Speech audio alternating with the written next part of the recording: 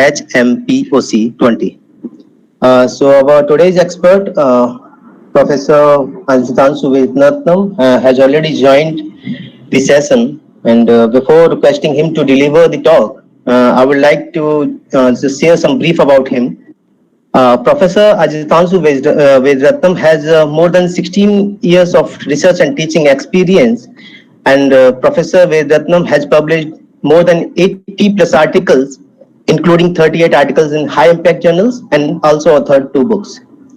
Dr. Vedratnam has been actively involved in the translational research for building state-of-the-art technological systems to handle key challenges related to structural materials, energy supply, and environmental issues. Dr. Vedratnam is the recipient of prestigious fellowships, including Marie Curie Grant, postdoctoral fellowships by Technion Israel Institute of Technology, Israel, research fellowship from International Association of Advanced Material, Sweden, research fellowship from Ministry of HRD, Government of India. Dr. Vedratnam serves as a scientific evaluator, member of experts in several panels and committees to various governmental and non-governmental agencies, member of PhD committee, and have been invited for more than 100 plenary keynote and invited lectures in the international conferences.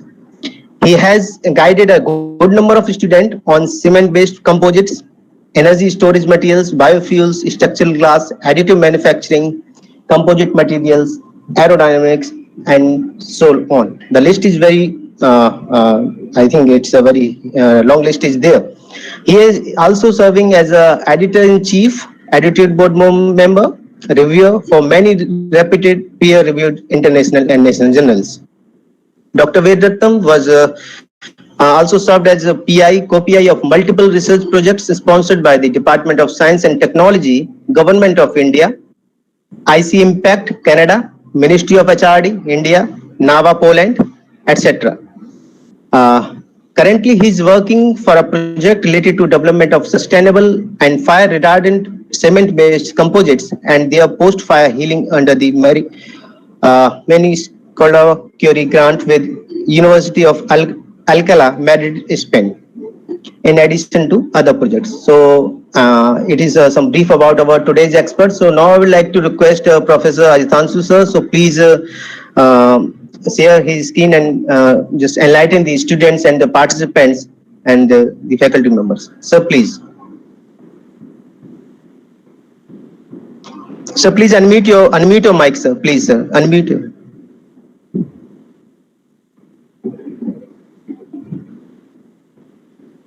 Unmute. Actually, it is showing you have mute.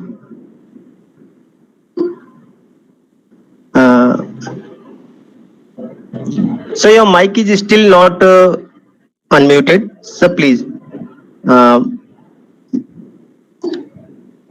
So unmute your mic first.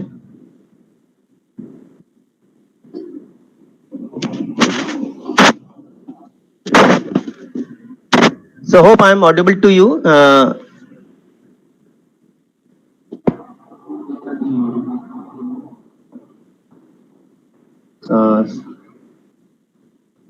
Okay, so please unmute.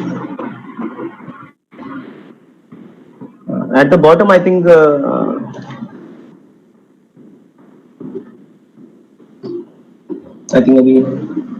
he may be joined us again. I think some connectivity issues there.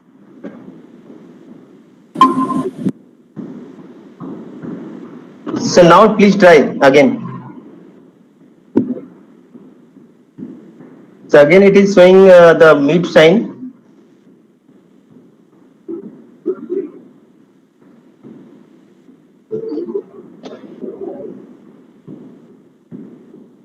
So your video is clear but your voice is not coming.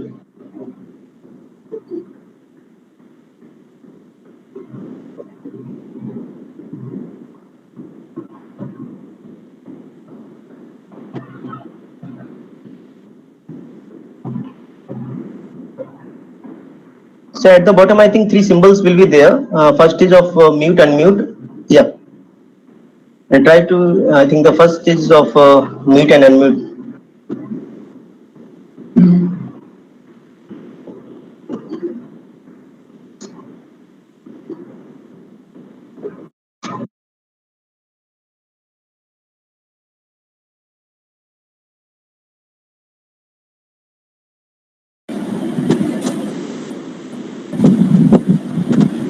I hope now you are getting my voice. Ravi, are you getting my voice? Yes, sir, you are audible to us. Okay, great. Let me share my screen too. Yeah, definitely, sir, please. Sure. It will take a moment to start. Once it is settled, I'll go on. Yes, sure, sir, take your time, no problem.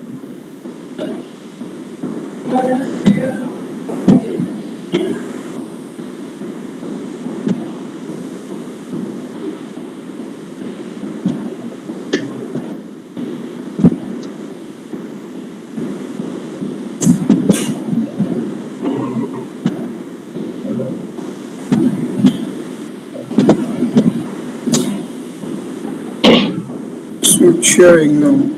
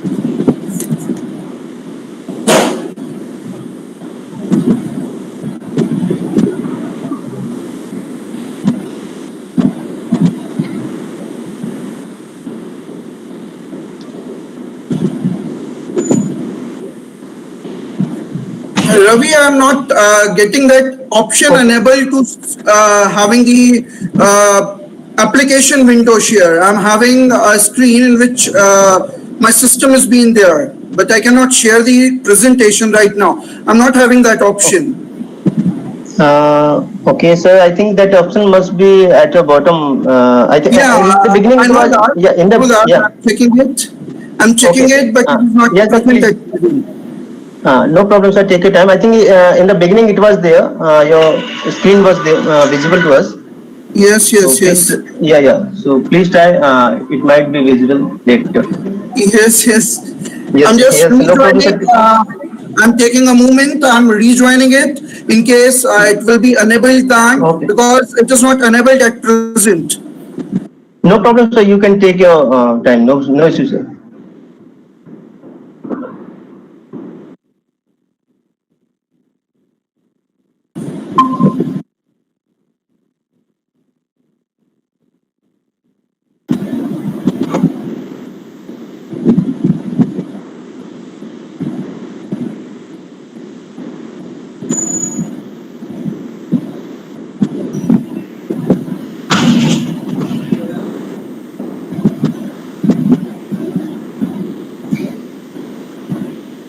Just share the.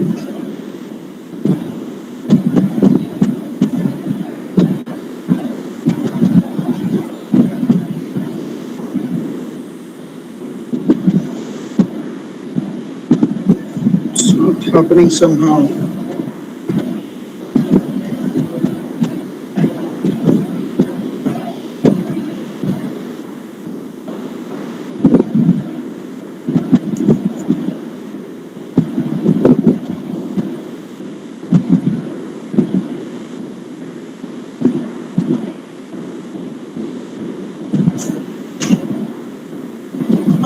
Ravi, is it visible now? My screen.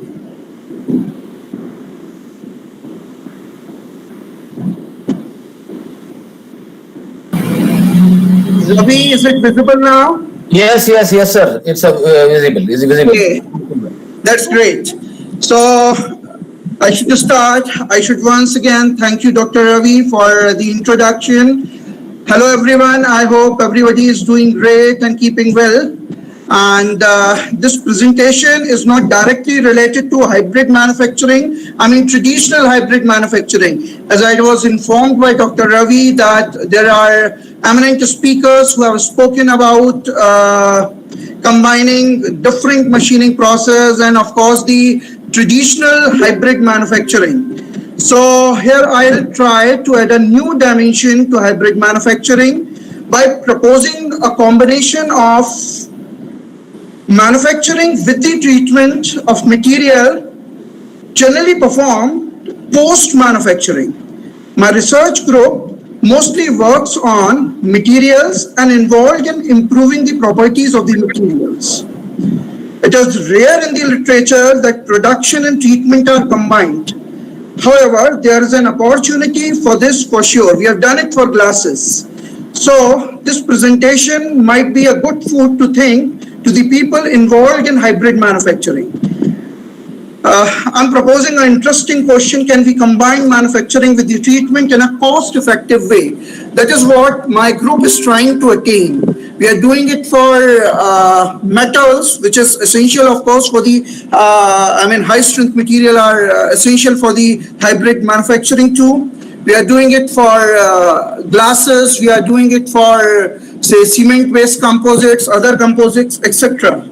And in this presentation, I'm following the norm of my university, that is University of Alcala, that if anybody leave the presentation in between and rejoin it again due to online things, he will be, grasping the entire presentation. I have organized in this manner. And firstly, I'll be giving an overview of the projects that we are undertaking right now. My research groups is undertaking right now. Then, as much as time will allow, I'll elaborate on the projects. And I'll welcome your queries at the end of the session. So, to start with, the first project on which my research group is working, that is with Professor Mark from Western University, Canada, in which we are developing fire retardant laminated glass. Basically, what happened in these structures once there is fire and kind of window glasses breaks early. Once window glasses and other glasses to break early, the oxygen enters rapidly. Once oxygen supply is there, the fire spread very rapidly and it is kind of full growth of the fire and like it's a huge damage. So what we are trying to do with this project, in this project we are developing glasses. This is a kind of hybrid manufacturing because during manufacturing we are introducing certain treatments of the glasses which can be performed during the manufacturing of the glasses. And like glasses will break, but due to interlayer that we are putting up inside the glasses, that will melt and keep the glasses intact during fire. What will be there once the windows will be intact even after breakage of the glasses, there will be no supply of the oxygen, and of course we have more time to save people and property in this case. So this was the first project on which my group is working. Second is with an Italian professor, that is Professor Cera Benden. She works for University of Trieste. And in this project, we are again working for the structural glasses and like we are doing multiple treatments which I'll be explaining. And for hybrid manufacturing, I'll say that those treatment and manufacturing can be combined at some point and give a hybrid kind of dimension for this thing. In this extreme condition, we are considering fatigue because you might know that in China there are bridges of the glasses and they look very attractive and kind of we are working on multiple treatments I'll be explaining. For fatigue, for bending, for impact, for different kind of loading. We are treating the glasses, which are structural glasses, laminated glasses, and all category of the glasses to enhance their capabilities. Third project is funded by the NAVA, that is a funding agency in the Poland. And me and Jen, a professor from Krakow University, we are working on like energy efficiency of the structural glasses. Means energy efficiency here refers to kind of once there is a closed compartment and of course the AC is working and there's a heat loss. So we are trying to incorporate the enhance the property of the glasses by which they retard the heat loss, means they contain heat, so that AC become more effective. So this is a project. And then comes my project on which I am here in Spain. I'm working on this developing fire retardant advanced composite biohealing of the structure with Professor Gonzalo Barolunga. With he's my colleague here in my department at Madrid. And basically, in general, what happens in the prior scenario, in composites, people try to make a mixture, I mean, supplementary cementitious material. They incorporate in the cement or concrete, they incorporate in that. They try to use burn things like fly ash and other things. Of course, they increase, these addition will increase the fire retardancy, but at the same time it reduces the strength. But we are working on like once, because you all might be aware that once the concrete has been prepared, it has been say kept in water for at least 21 days so that it could regain its strength. We are working during that like containment of the concrete. We are trying to incorporate certain things which are internal waste, and they'll increase the fire retardancy of the concrete. So with the manufacturing, we are incorporating the treatment. Again, the hybrid kind of thing has been there here. We are also like, this is a very advanced thing which we are working. Only one professor from the Netherlands is working on this biohealing of these structures. We all have old buildings, we all have multiple things which are having multiple structures which are having cracks and other things. So what we are doing, we are trying to like develop chemicals which are having species, biospecies, which produce CaO. So once we'll spread those chemicals on these structures, those species will produce CaO, and it will comparatively heal that crack so that the life of the building becomes longer. And with the same projects, I'll be discussing one slide that is related to the unattended inspection of the building, because it is quite difficult for the people to go and inspect all the time whether this building is having cracks or how much life of the building has been there. So what we are doing, we are kind of developing the unattended system. We are developing certain algorithm which will examine the maintenance of the building, and they'll propose whether there is deficiency or strength decrement or crack in the building. So this is the fourth project. Next project is very interesting. That is, we are about to put about to start working on it. It is, we are developing the metal organic framework based filter which are selective to carbon. In general, you all might be aware that even our government promote tree planting. Tree are the only solution for carbon capturing, means the photosynthesis automatically capture carbon, but we are yet not able to replicate that process or biomimic that process in the laboratory. There is no filter exists which selectively captures carbon. We are working on it. We are working on ZIF-8 filters along with certain, ionized chemicals together that will be targeting the carbon. They will be capturing carbon. I'll be talking about this also, this project also later on. The next is radar absorption material on which we are working. In general, radar absorption concept comes by two things. The people who work on radar absorption works on two things: either the dimension modification, because dimension modification is crucial, and other is surface modification. Like people work on creating the engineering the surfaces which are absorbent, which are absorbing the radar once they fall on it.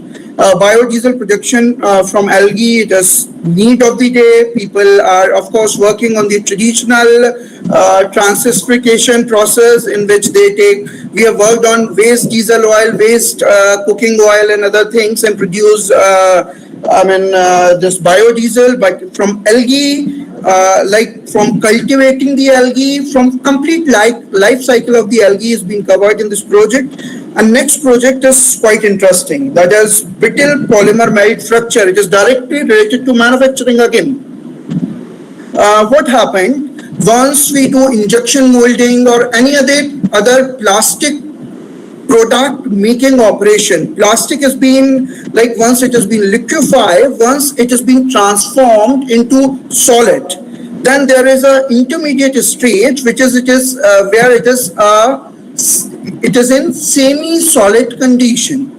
Once it is in semi-solid condition, there is a crack in general if we process it fast, which has been demand of the industries nowadays. If we process the plastic materials above a particular speed, there is a small crack during the plastic elastic transformation that will occur in the processing time, and that structure has not been yet fully understand. And Professor Ismail from Technion Israel Institute works on same, and I was also a part of this project, and we are working on the fundamental understanding of how that crack develops, and later on, of course, we'll be working on the application part 2.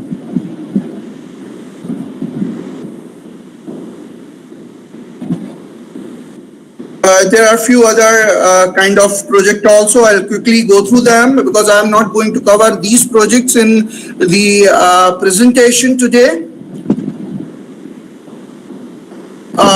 This is somewhat we are examining we are developing so many materials, and of course we have developed a instrument which examine UVA, UVB, and UVC exposure on the material. So the material that we are developing, whether it is say any composite, whether it is say kind of say different glasses and other things, we are examining then these materials with the UV degradation, whether they are withstanding the environment or not. And this next is very interesting project. In fact, one of my students is working on it, and he's developing a shoe for fitness. Means a shoe, once you will wear that shoe and you will walk, you will have all the information, all the accurate information about how much calories, how much the heart rate, how much changes in your medical parameters, as much as possible you'll be getting based on the calories that you'll be burning. I like to mention that a watch that has been available right now for calorie counting is not effective, because once we are on bike or car and we wear that watch, it works on GPS, so it counts the false calorie. But we are developing a system which basically report the actual calories that are being burned, because it counts every step that you will be taking. And I'll not be talking about this last project because it has been submitted for, this is with Professor KB Mishra from IIT Roorkee, and from Mark from Western University, and myself. We are working on the cyber physical framework for fire emergency response in the green buildings. Basically, it will like this is for a ready-made solution for the firefighters, who will be getting a response once there will be fire. They'll be getting the response about the smoke spread, the temperature in the building, so that they can decide from where to enter and where they can escape the peoples. So these are the projects on which my research group is working. Now I'll go cover up first three projects in next slides. So I'll be first talking about development of fire retardant laminated glass. Of course, as I have quoted earlier, this treatment methods can be combined with the manufacturing operations, so we can have a new kind of hybrid manufacturing of these materials. So in this project, like 4 countries are involved. Experimental program will happen in Spain and Canada.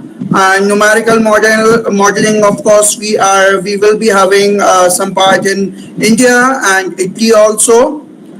So as we all know, fire is a tragic event that can cause severe losses in lives and or properties. But unfortunately, people think that their places will be safe from fire. However, fire can occur at any time and almost in any building. It is destructive force, and if not addressed in its early stage, the losses can be tremendous. This picture is an example of a fire happening in one of the university in the Spain. The building caught fire and it was totally destroyed. There are multiple incidences. In India, you might be aware that the National Museum of Natural History in New Delhi, India, on April 16, the museum building and its entire collection was destroyed by a fire. According to the World Fire Statistics, overall number of fires around the world is increasing. However, luckily, the number of deaths is just decreasing. This can be attributed to the improvement in the fire safety requirement and, of course, the materials on which the researchers are working. And I must say that, yes, these improvements in the fire safety come in form of development of national building codes and national codes for fire. These documents are perspective-based codes, meaning that they lay out the certain set of regulations that must be followed in order to achieve the safety standards. For example, they specify the building must have fire exit, fire extinguisher, emergency lights, and smoke detectors. In addition, they mandate the use of fire-rated glasses for windows and glass door to a certain locations. By doing so, the safety requirements are defined. However, the degree of safety provided may vary based on the type of project. For big project, the fire safety strategy listed by the code, for example, for the fire-rated glasses, of course, could be overly conservative. A need of alternative becomes necessary in such conditions. Now I'll talk about the fire a bit. You'll see I've shown there 3 stages. Compartment fire usually start with inception stage. And like once fuel start getting heated, the inception stage start. After that, ignition will happen and fire will start to go. Once a fuel start burning, until it reaches to a flashover. Once there is a flashover, after that you cannot control. Like after flashover, fire is now fully developed fire and it covers the entire room and will be under fire in ventilation control stage. It becomes in ventilation control stage. The temperature at this stage will increase until it reaches its maximum. When fuel is burned out, it will start decay. Of course, before flashover, we can talk about life safety, and once there is flashover, we can just work on structural safety. So, if we can delay the flashover, for example, by limiting the supply of the oxygen for fire or increasing the fire retardancy of the construction material, we can give some more time for the people to evacuate, to firefighters to arrive early to extinguish the fire before it reaches its critical stage. And as all we know, ventilation is usually associated with openings, that is, windows mainly and doors. So we are working on same. We are working on developing the fire retardant structures. We are working on say concrete structures. We are working on fire. So the complete structure can be our research group is focusing on, and say, of course, the hybrid part can be there in case some specialists from the production can join us. So I show some more events.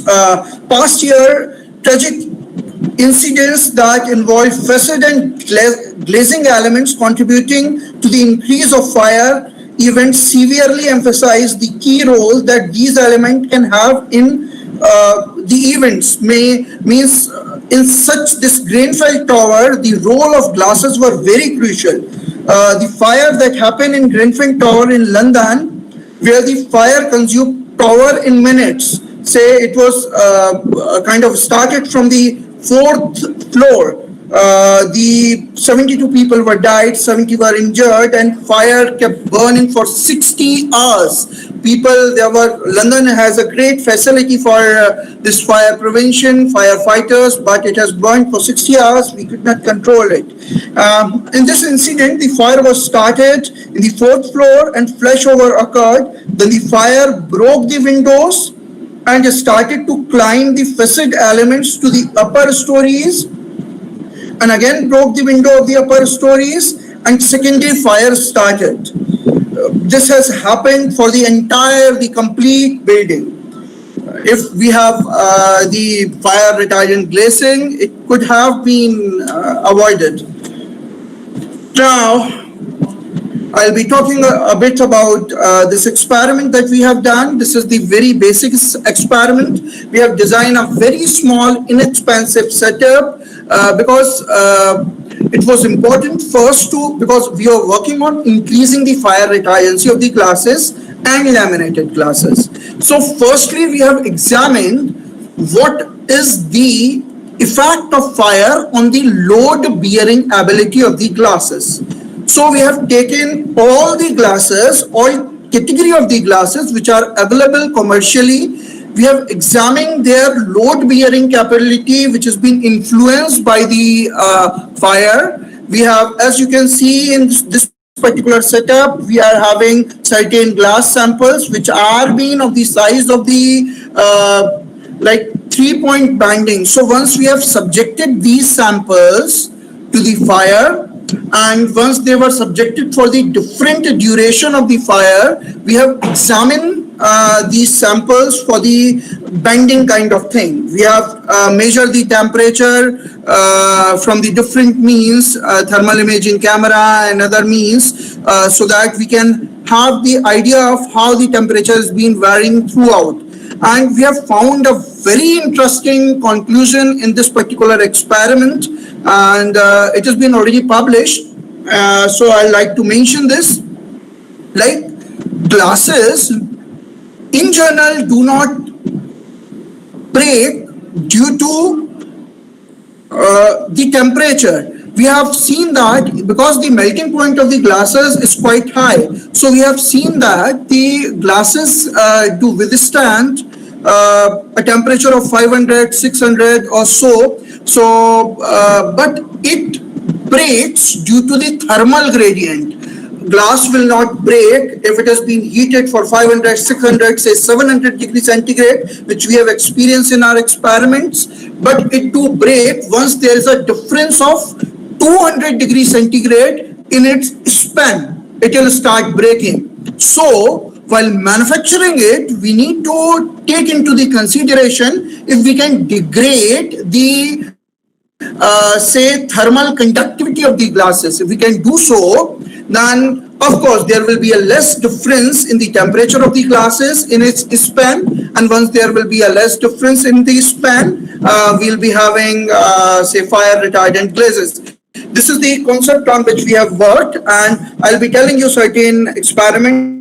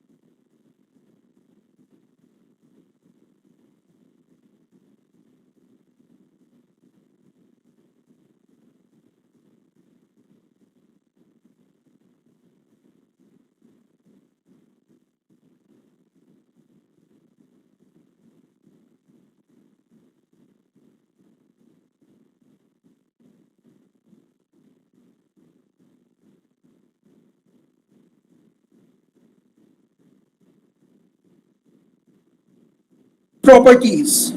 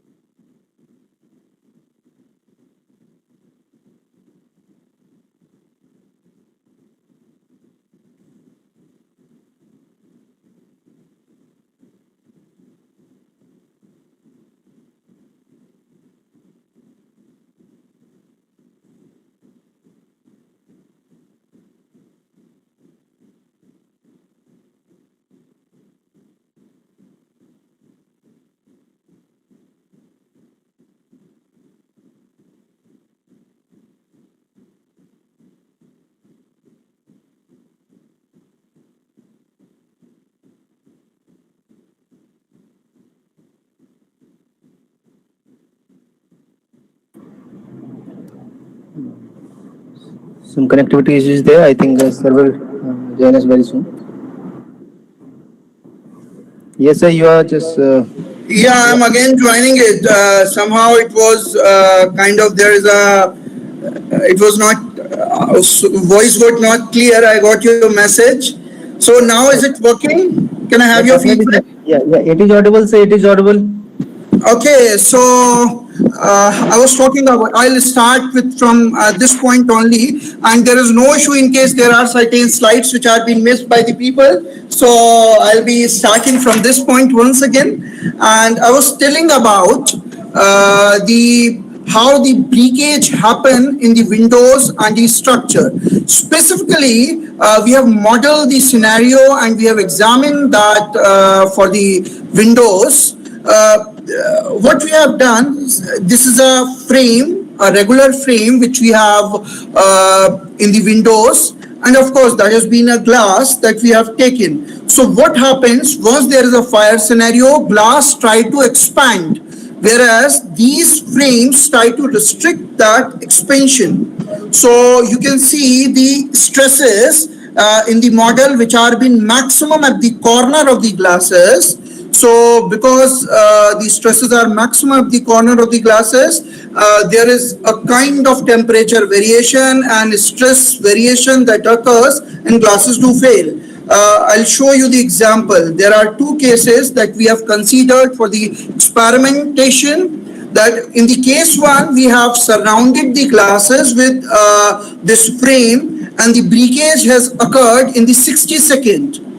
Whereas in the second case, I'll show you the second case also. In the second case, in the same scenario, once we have loosen up the restriction for the expansion of the glasses by simply supporting the glasses with a frame, not keeping that frame rigid, the breakage of the glass has happened after 100 seconds. So it has been significant, around 2 times redundancy of the that system has been increased.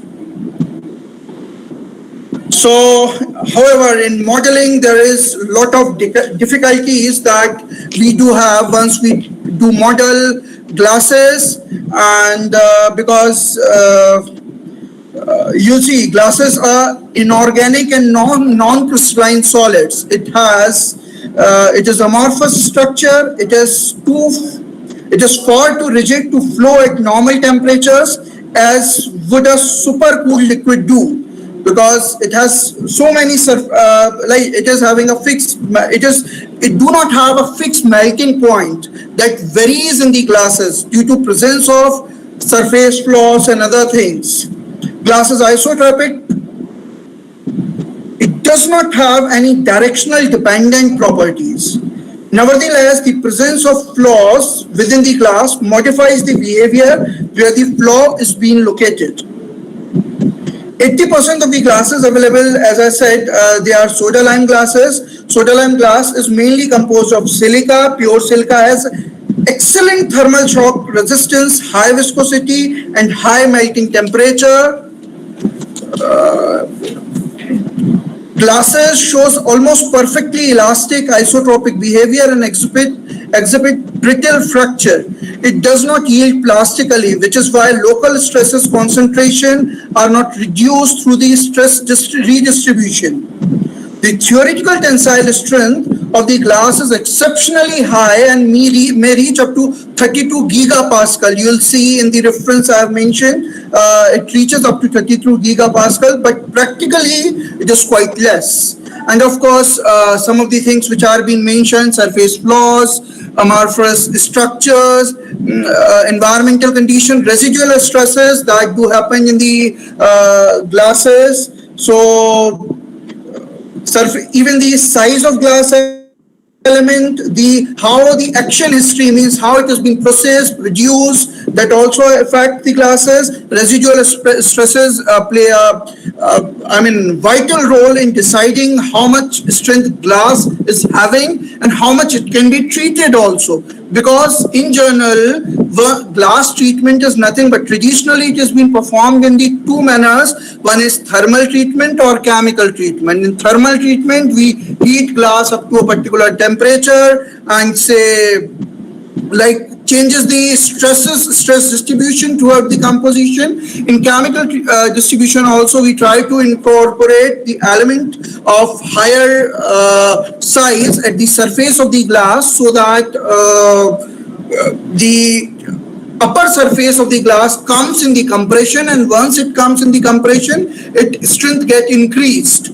So this is the traditional things that are being done. But for laminated glass, these traditional processes are not applicable because they do occur at 500 and 600. And in laminated glass, there is an interlayer which melts at 200 degrees centigrade. So of course, we need to devise certain new methods which we have done. And now I'll be talking a bit about how to model this scenario. One is FE modeling, of course. So this is the most common model and it is approximate. Of course, we have done it also. And one of the way by which we have performed the modeling, I'll show that is based on this model, heat transfer model that has been published, is been based on the Biot number. And of course, you all be knowing that Biot number is a measure of temperature drop in solids, specifically in case of glasses it is being used. It measured the temperature drop related to the temperature difference between the surfaces and the fluid. In this case, it was air, of course. And you can see here LC this is the characteristic length. LC is defined as a ratio between the volume of solid and its surface areas. So this was about the model. Now I'll be showing you one more slide of the mathematical model and the accuracy which was based on this Biot number, and you can see the experiment and these manual calculations were quite matched. So Biot number is being used for predicting the time and temperature distribution in the glasses effectively. Means kind of if you will subject the glass for certain duration of subject the glass to the fire to the certain duration of the time, and say it can be predicted mathematically. I'll not elaborate it further. And post this, you can see this is that scenario we have modeled, and you can see the stresses. And of course, there is a manual calculation that we have done for stresses calculations once there is fire and there is a window frame that exists, and we have matched that criteria to finite element also We have matched that criteria to our experiments also, and our mathematical model was working better than the finite element model in this case. So now I'll be talking about the outcomes of these project which I was working, and as I have already said that this was related to fire. Now I'll be moving to the next project in which we have examined, like we have worked on improving the properties of the glasses for extreme conditions. So the first step of the research is always we need to examine the commercially available things which are being the solution which are being already available in the market. We need to examine them first, and once we have evaluated what are the capability of the present existing system in the market, we start working on say improving that. So in this way, what we have done, I'll start with the extreme condition or loading condition of the glasses. So in the initial steps of the project on which I have worked with the Chera Bendan from Italy, we have started examining the commercially available glasses and their strength while they are subjected to different loadings. So first category of the loading was bending load. Of course, glasses are being subjected quite often to the bending load. I mean, all these structures are being subjected. Even there is even the vertical structures which are being there. Once there is say flow of wind or say there's passage of vehicles, they are being subjected to bending and fatigue load. So initially we have examined the available options. You can see that we have chosen the different interlayers in the market for your information in laminated glasses. And glasses, in laminated glasses specifically, we have PVB, we have EVA, we have SG. These are the interlayer which are being very common, they are being used. Of course, they have a specific property, as you might be aware in your say windshield of your car. You might have seen once there has been impact, the glass do not shatter. They the interlayer keep those glasses, broken glasses, intact. So this particular viscoelastic properties is being held by these interlayers, and they do join with the glasses very well. So it has been like there is a very interesting story about it. But some of the scientists were working on an experiment, and somehow he was having this solution in his beaker, and it has been dropped out from him incidentally, and he has seen that like glasses were intact with that polymer on which he was working, and from where this particular thing, the whole concept of the laminated glasses started. Now we do have multiple laminated glasses in the market, and we have multiple samples of the same. So we have examined PVB, EVA of the different thicknesses which are being used commercially everywhere. We have tested their load bearing ability using 3-point banding, and you'll see later on using ring-on-ring test also, so that we can evaluate the existing capacity of the commercially available product, so that later on we can work on improving that, and we can compare our proposed product with the available things. So you'll see that this is the variety of the laminated glasses that we are having. We are now having their force extension curve. I always suggest that for glasses, one should go for force extension curve instead of a stress strain curve, because it becomes dimensional independent in case of force extension, and they pick a better scenario. However, it is a personal choice. So kind of these are the stress strain or force extension behavior of different category of the glasses which are being available in the market.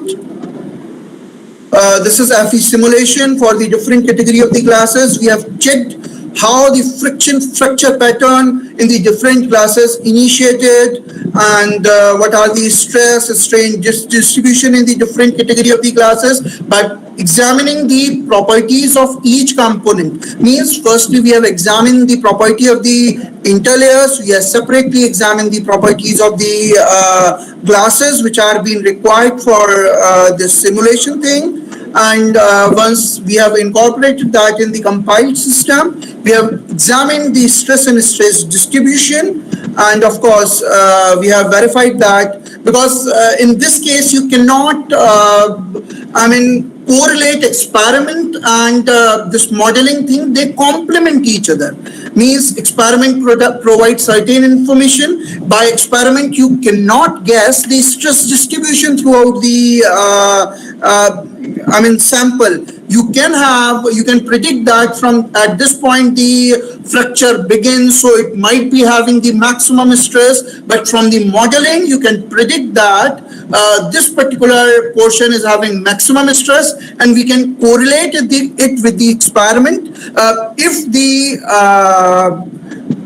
fracture has initiated or propagated in certain portion which is having higher stresses, then we can compare two. Means both complement each other, and of course there is a comparison also. Of course, this is a must for any of the experiments. Once you do experimentation, say you do it for certain samples, you need to validate the experiment for the population, whether it is following distribution or not. So once it has been following this we call the pencil thickness test, and once the residual are following this pencil thickness, then we can say the system is normally distributed, like the readings are normally distribution. This is being done for our experiment also. Most of the conclusion I have already told, and some of them are very specific, like highest PV LG laminated glass with PVB interlayer were having. Hello? Yes, sir. Yes, sir. Okay, it is fine. Yeah. So laminated glass with PVB interlayer is having the highest deflection. So there are a number of conclusions which are being there, which are been already published, and I have given in the reference session. So those who are interested can go ahead, and later on you can of course ask about this.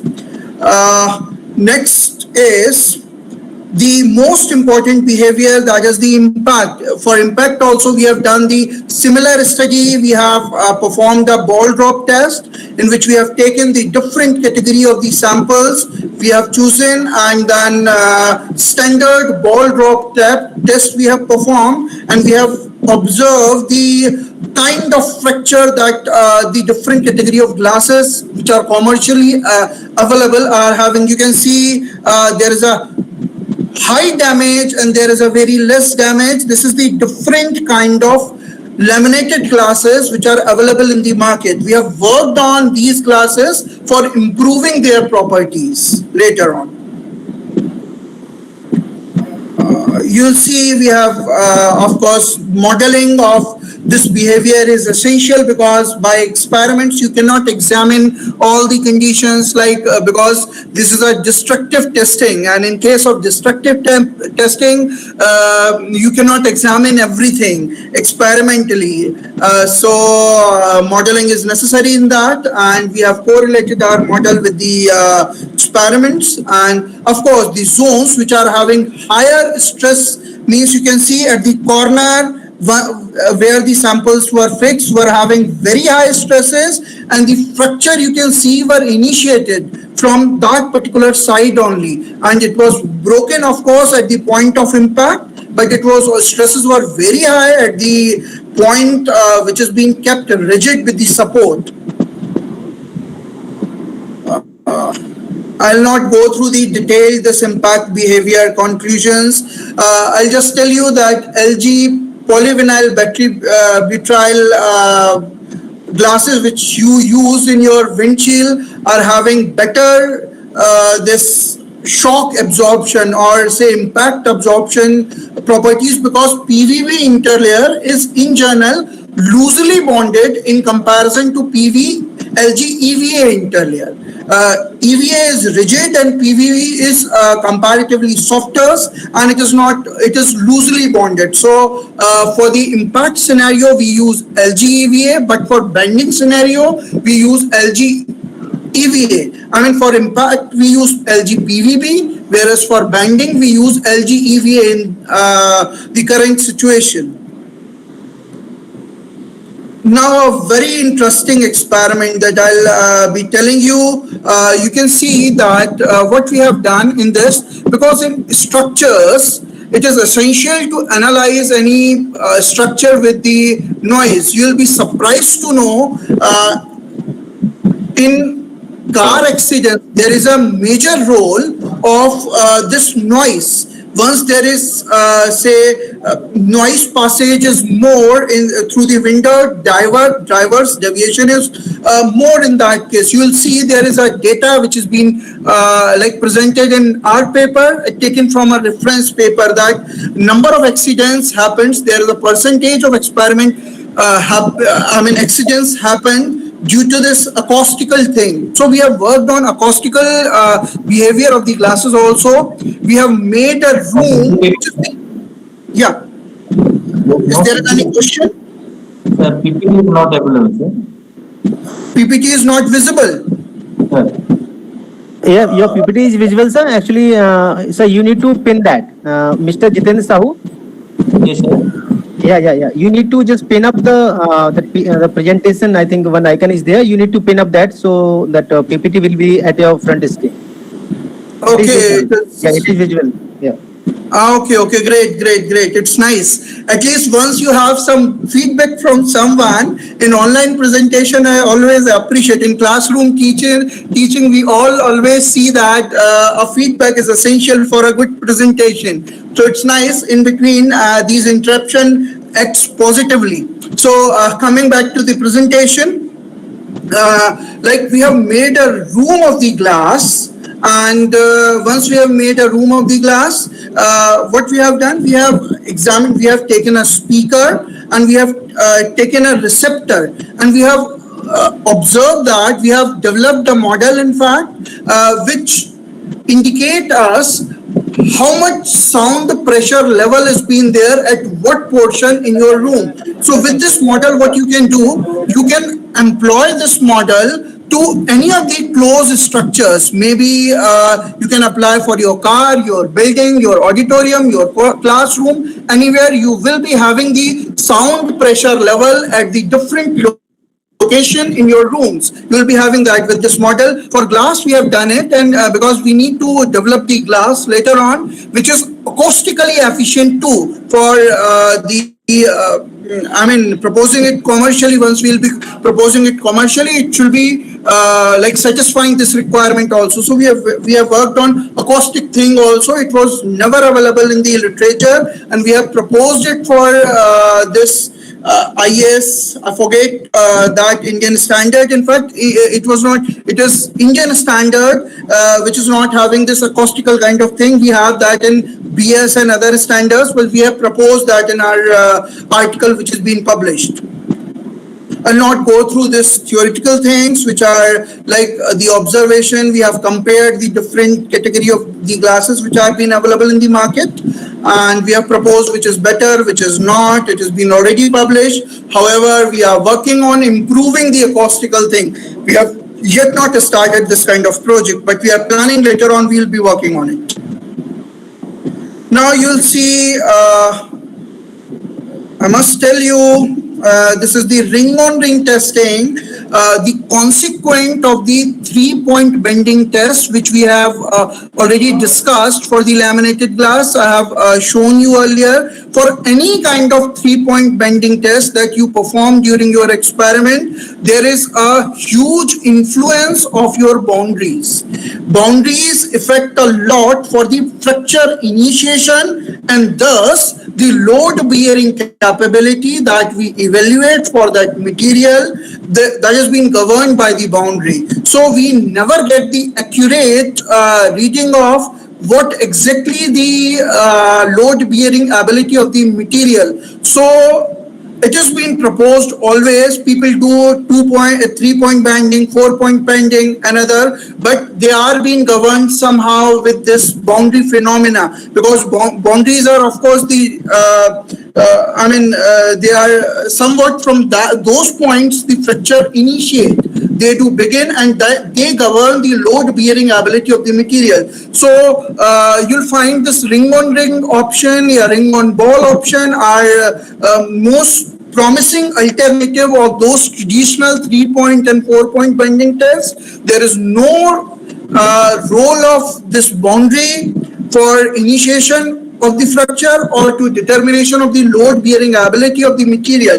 So you can see once it has been reviewed, somebody has pointed out, a reviewer has pointed out this thing to us that your results are being influenced by the boundaries, so you are getting this much of say strength, and it was true. We have examined later it on ring testing, and we have find that the strength now which we have obtained was much higher than from the initial that 3 point bending for the same specimen.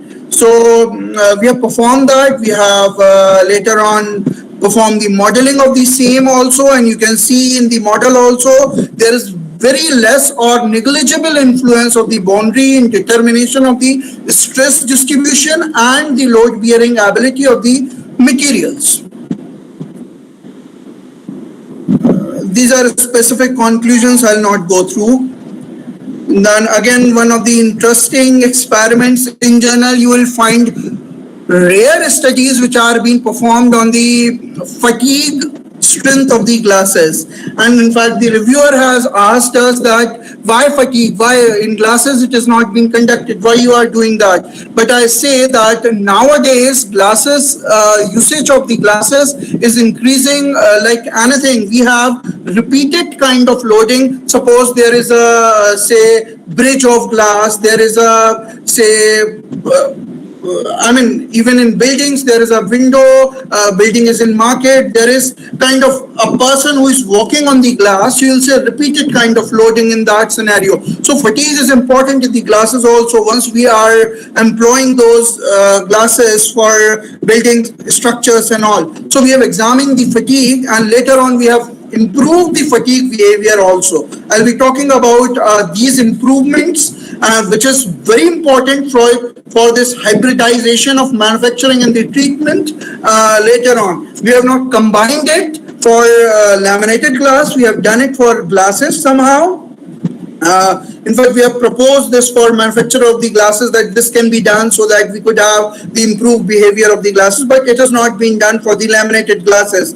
We may plan later on, or anybody can plan later on about improving these behaviors which I am talking about. We have, of course, performed the experimentation, and those standard normality distribution and other things were tested. There is a model which has been done for fatigue also. We have kind of in a particular time the positive and negative cycle that were experienced by the glass during fatigue are being applied as the boundary condition once we were doing the finite element modeling for the fatigue behavior of the glasses, and we have compared to. Now comes a standard test. This is a standard test, fracture and adhesion test. This has been performed, this has been included in the British standard or Indian standards also. And the purpose of this is entirely different from the impact test. However, there is a ball which is being dropped on the glasses. The purpose of this particular test is to examine the once glass will break, we need to check that the segment of the glasses which is being spreaded, the size of segment should be lower than a particular limit. If there is a big piece of glass that is being separated, there the person who is driving the car is is prone to the accident, and he the size of the fragment that has been separated from the glass is high. So this particular test, fracture and adhesion test, is being performed to examine the size of fragment that has been separated from the glasses. It should be within a specified limit so that the person who is driving the car or in the structure, he remains safe. So this testing was also done. And of course the this thing, yeah, this is the model on which on this particular model, Professor Jain from Krakow University is from Poland. He's working with me, and our research group is basically working on, I've already told you, it is working on the energy efficiency of the structure. So we are trying to make the glasses which are more energy efficient. So for examining the glasses, like very interestingly, you will see that even in Indian Railways, we are having in AC compartment, we are having glasses where there is a small, there are two glasses, and in between there is a thin air gap is being maintained. So we have compared with that also these glasses. However, they are that air gap system is more efficient than the glasses that we have proposed. However, that air gap thing cannot be incorporated in the structure. So we are working on increasing this energy efficiency of the glasses by reducing the thermal gradient or say thermal conductivity in the glasses. That will enhance the thermal behavior. Like once there will be AC and these glasses will be incorporated, we'll be having more energy efficiency. So this is the outcome of the model and the experiment. This is something one of my students has performed this test, and it is like in general for cutting the laminated glasses. It is quite difficult in the traditional manner. In traditionally, what we do, we take a diamond cutter, we cut one side of the glass, then we mark other side of the glass, and separately we cut this interlayer because it cannot be cut by the diamond layer. But he has somehow cut the sample of the glasses using abrasive water jet machining. And it was somehow very efficiently cut by this method, abrasive water jet machining. We have analyzed same, and like we are likely to contribute it to, these results are yet not published completely. So we have already submitted these results. This is the analysis of abrasive water jet machining, but there is less machining. It is more glasses. How this novel way of cutting the laminated glasses has been proposed in the literature. Now comes the improvement in the, this is the result of the, I have already talked about it, tinted, soda lime and other glasses which are being available. This is the making of that small setup, that tiny setup that we have made for, and sample were ready-made. They were of the size of this bending test already. So for considering their ability, we have done these tests in two conditions. Number one, in first condition, we have heated the glass, we have cooled it to the atmospheric condition, and then we have performed the bending test. We have also done this test by heating the glasses and directly taking the heated glasses for the bending thing. And we were surprised to know that once glasses were heated and their bending tests were performed, there were considerable large deformation in comparison to the glasses which were cooled. Of course, there is some portion because those glasses which are heated up to 700, 800 or about the glass transition temperature, they might have some kind of enhanced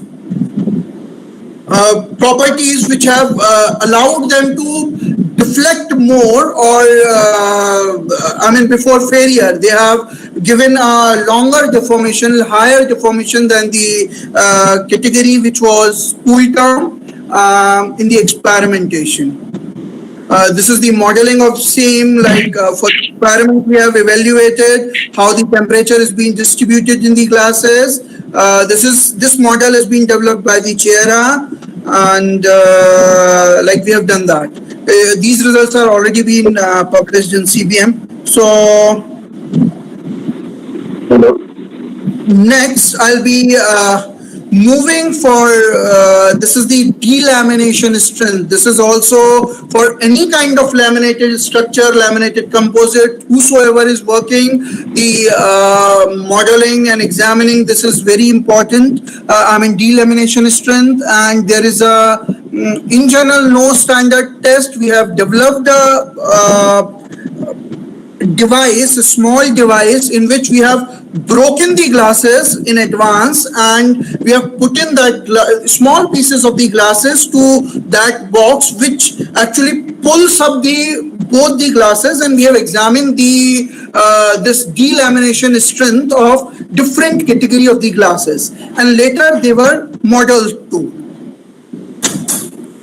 Now comes the treatment. As I have already told you that we have performed number of thermochemical treatments. Many of them were failure, and some of them were successful, of course, which we have published. We have selected the glasses from the initial experimentation. As I have already told you, we have examined all the commercially available glasses, and we have selected the glasses which were having kind of more opportunity for enhancing their load bearing ability, impact strength, fatigue strength. So we have designed certain treatment methods for same, which were novel in nature, and we have proposed same. And because there were constraints, once we traditional thermal heating, thermal treatment or chemical treatment cannot be performed on the laminated glasses. So we have designed certain treatment methods, which include, say, we have taken, say, urea, we have taken certain other chemicals, KNO3, those chemicals which are being fire retardant, or which not fire retardant, which which do work on incorporation of enhancing the properties, bringing the compressive strength at the surface of the glass at a lower temperature. This was the principle that we have considered, and certain chemicals which melt early and which deposit at the surface of the glass in a manner that the compressive strength of the surface of the glass increases. We have selected certain chemicals, performed those experiments. If anybody is interested about these treatments, he can go with the our published literature that has been referenced later. This has been done for this impact also, those treatment. At present, because of time constraint, I want to cover up some of the other things than glasses also. So I'm not going to explain these treatment in depth. I'll just showing you these are the treatments, certain treatments which we have performed for improving the impact strength also successfully, and it has been published in composites. Next, this is for the fatigue behavior. We have worked on improving the fatigue behavior, and a number of methods, like one of the very interesting method that has been suggested by one of my students. What he has done, he has taken the clay, and he has incorporated the chemicals in the clay and pasted that clay on the glass surface, and then put it that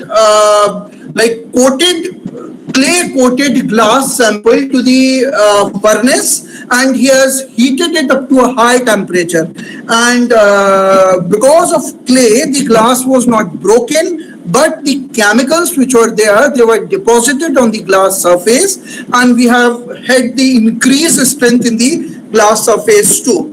So now enough of glasses. Now I'll move to the concrete, and I have not included the fire retardant and biochemical things, biospeci thing, because these results are yet not published and we are still working on same. But one of the results which has already been there in the literature, which we have published, I'm just talking about the crack detection algorithm for passive maintenance of the structure. I'll just show you. As you can see that there is a finite element model, there is a SEM image, and there is an algorithm that is spectral clusteral based algorithm that is developed by a electronics engineer of my research group. What we have done, we have performed this traditional compression test. We have recorded that test using a small, say, tiny mobile camera, you may say, and from that mobile camera, this algorithm was capable of identifying the crack live. I mean, during the compression test, that mobile camera has identified using that algorithm the crack. So, what we have proposed, suppose there is a structure. Using these finite element methods, it is we can predict the stress prone or crack prone zones, because in finite element method, what we can do, we can draw the geometry simply, we can define the properties, and say we can apply the boundary condition, actual boundary condition that a structure is facing, that weight and everything. Once we'll apply those boundary conditions, define the property of the structure, structural materials, we'll have the stress prone zone in these structures.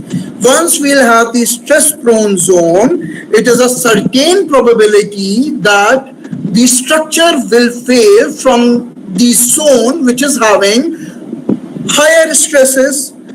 So what we can do, we can incorporate simple cameras to monitor those zones which are stress prone, and once it has been coupled with our algorithm, you can have the alarm. Once there is a crack of particular dimension is being appeared in the system, the camera will identify that and there will be an alarm. Once there will be alarm or indication, the person who is involved in taking care of this thing, maintenance, he can do the maintenance.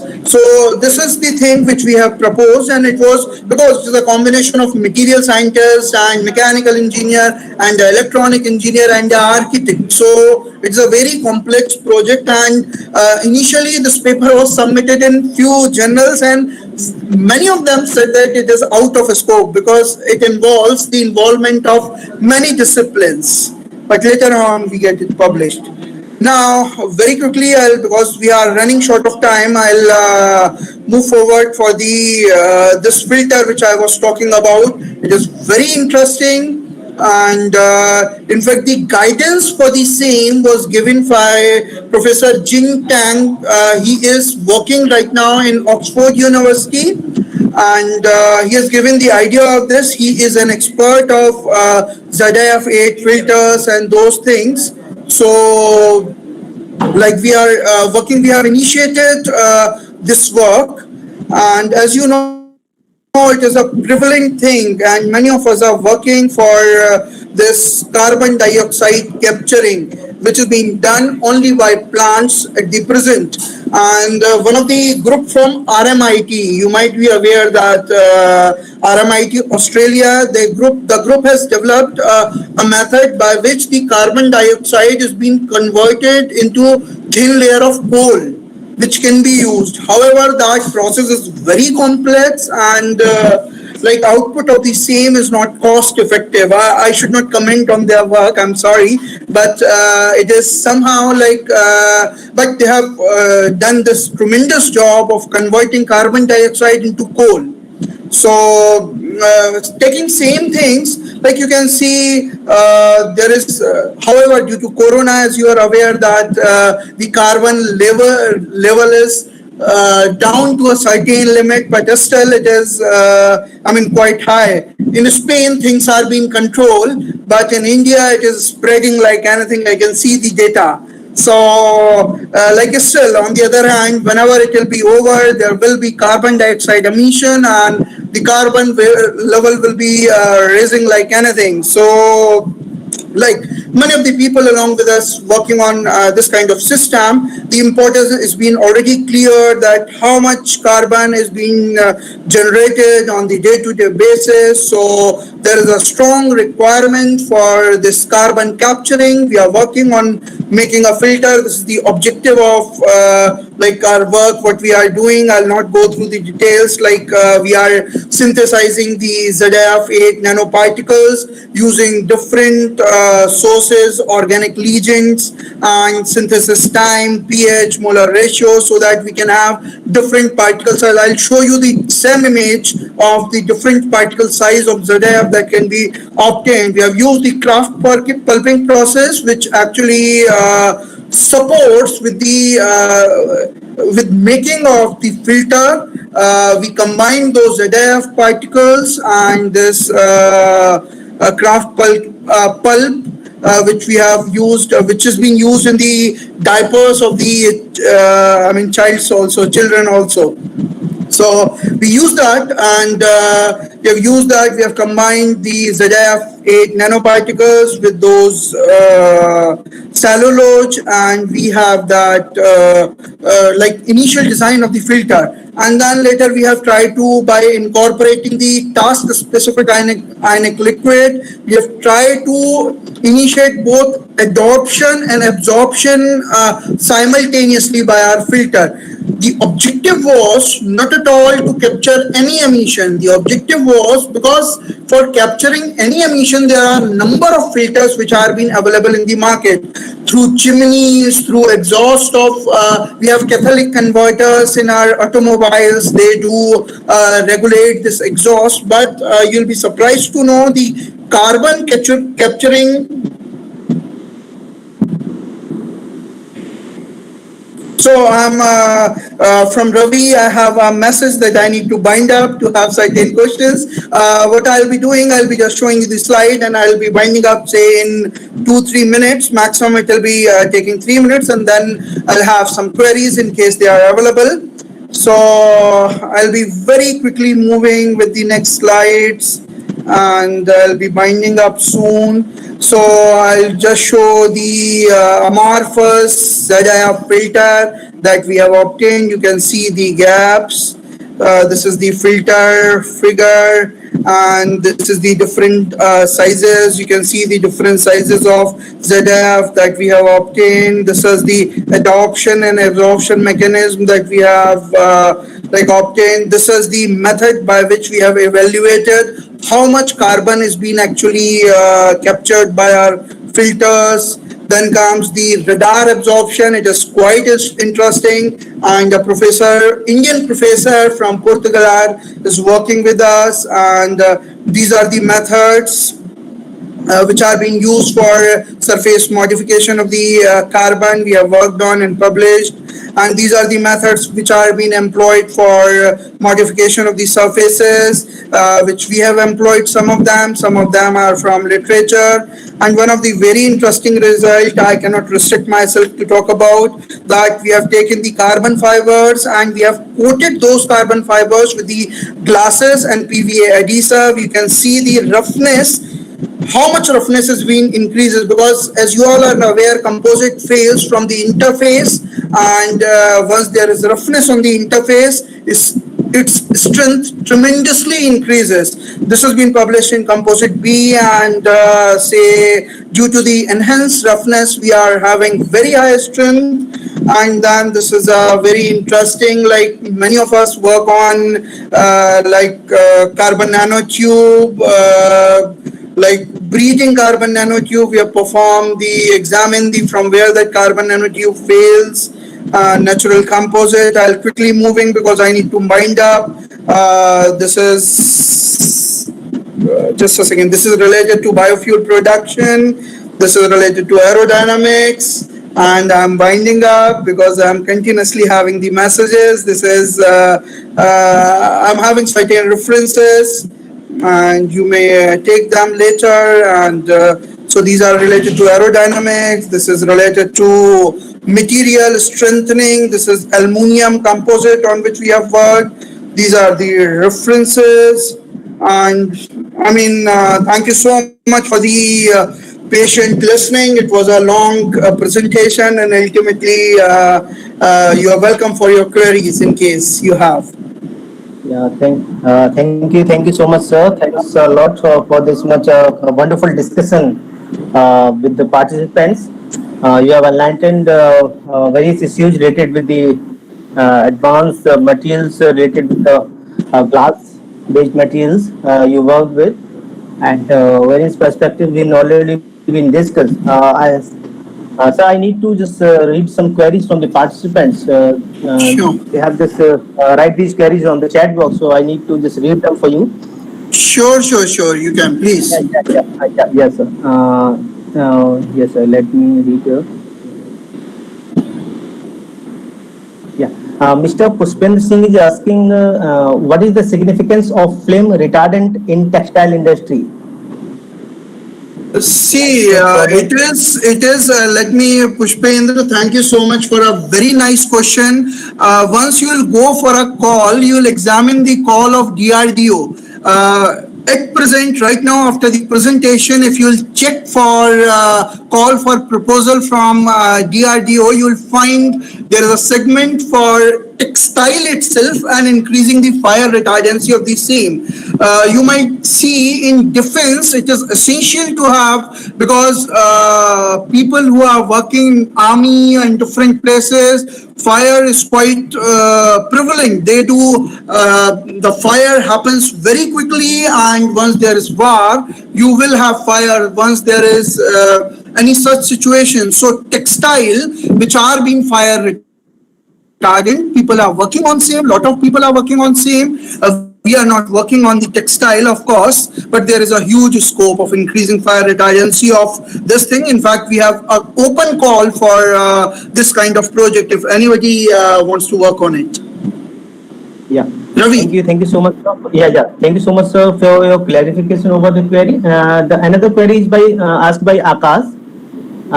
He's just saying, what's that? He's just a general kind of question he's asking. He's saying, what's the technology used in bulletproof glasses? Okay. See, in bulletproof glasses, it is kind of what we do. The processing method is different. In bulletproof glasses, we have number of tiny layers of the glasses. Like in general, a glass is not that dense, but we make bulletproof glass dense by incorporating multiple layers of the glasses. Once there will be multiple layers of the glasses and bullet hit to the glass, what happened? First layer breaks, then second layer breaks, then third layer breaks. So ultimately, because there are multiple layers which are being joined together, the bullet cannot cross the glass. So it has been done in the bulletproof glass in general. Okay. Ravi. Okay. Yeah, it's a last query by Hema Kalyana Sahu. He's asking that are there any cases where only fiber breaking occur in polymer composites? See, in general, up to my knowledge, only fiber fracture is rare, because matrix and like in case it can occur in case there is a very bad binding between the fiber and the matrix. There is no load transfer, load sharing between the fiber and the matrix. It can happen in the rare of rarest cases, but if there is a load transfer, in general, there will be breakage of the matrix also. It has been like for some cases, for the rare cases, we may have the fiber breaking.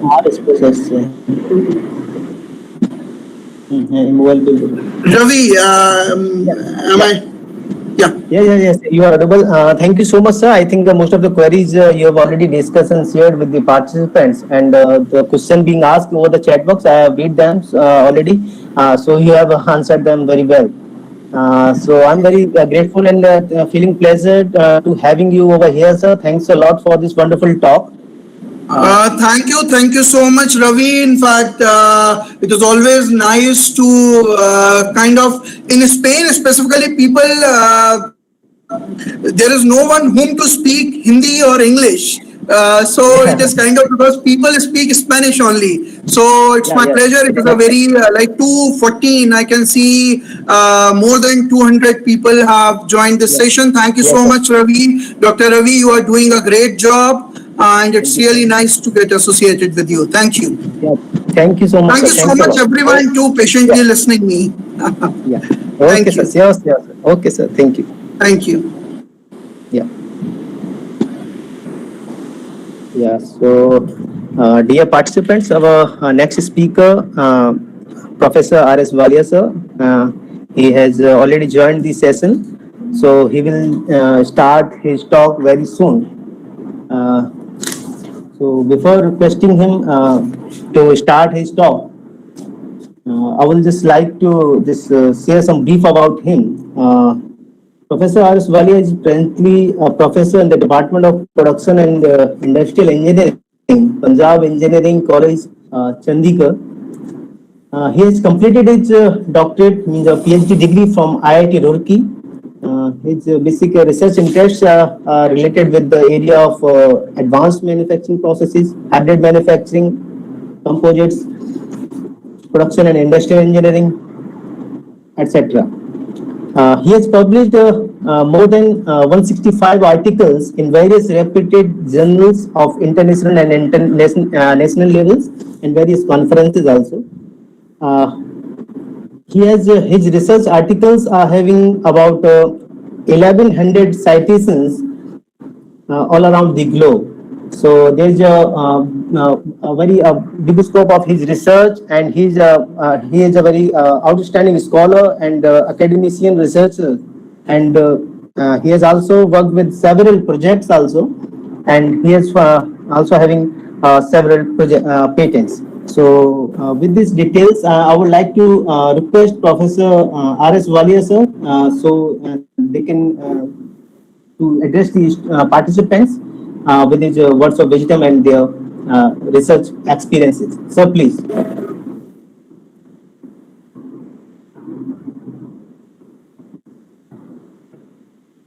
Uh, sir, am I audible to you? Sir. Professor R.S. Walia, sir?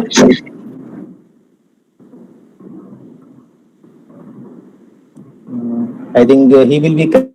with the network issue. Hello.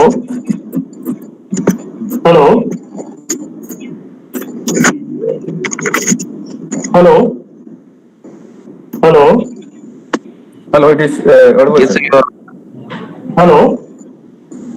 audible, sir, Audible, audible, sir. audible. Audible. Okay. Audible, sir.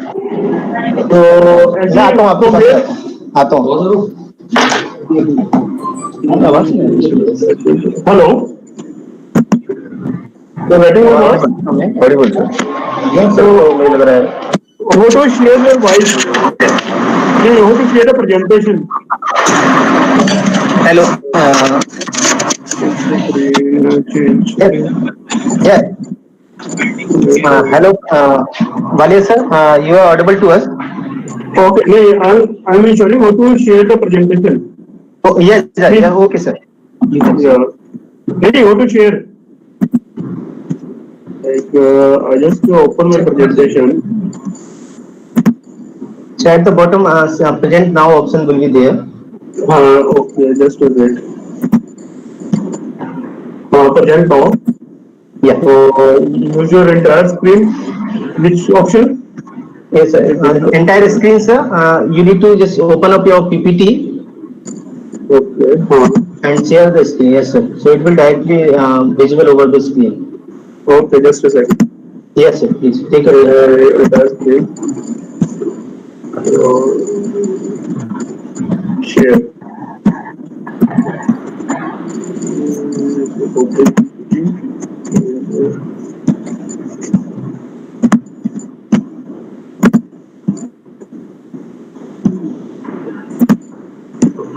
you are getting my presentation? I think it is Hello? not visible now, sir. Not visible now, sir. Then I just go to the presenter, so no, it's not working.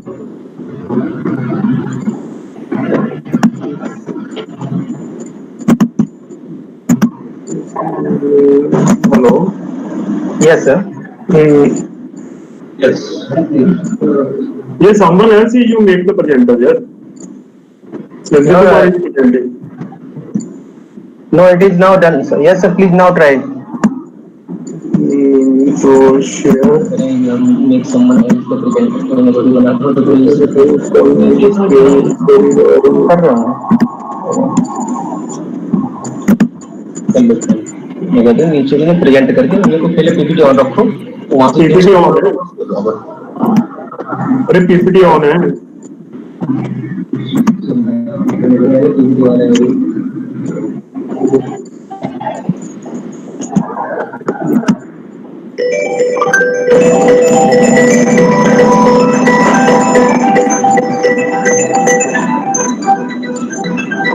Hello.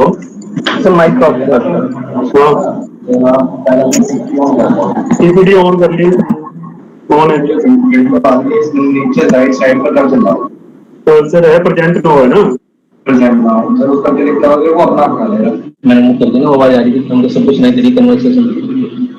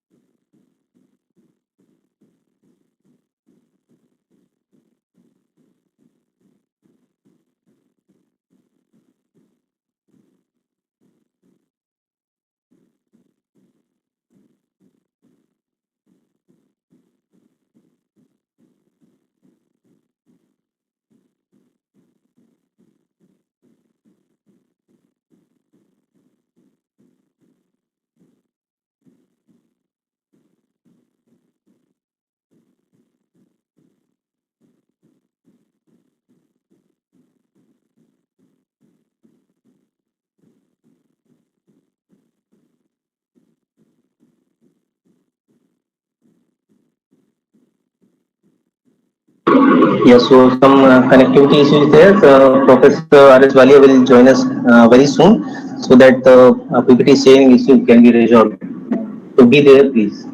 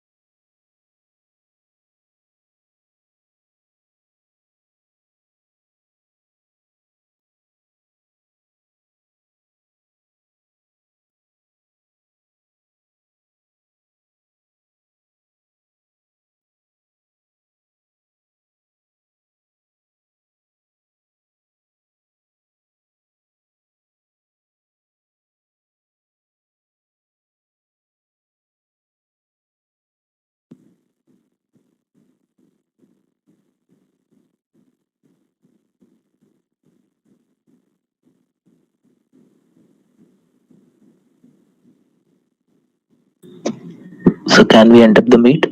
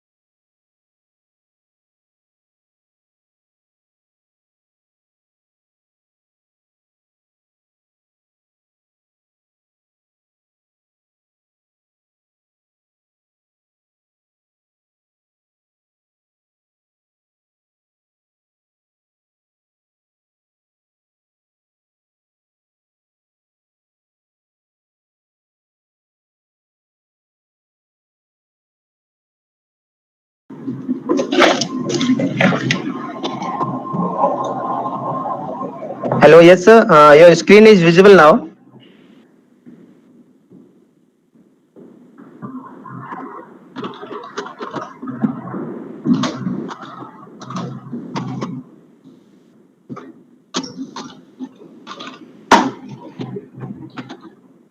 ये सोचेंगे कि 10 minute कर दिया और तुरंत बुला लिया है।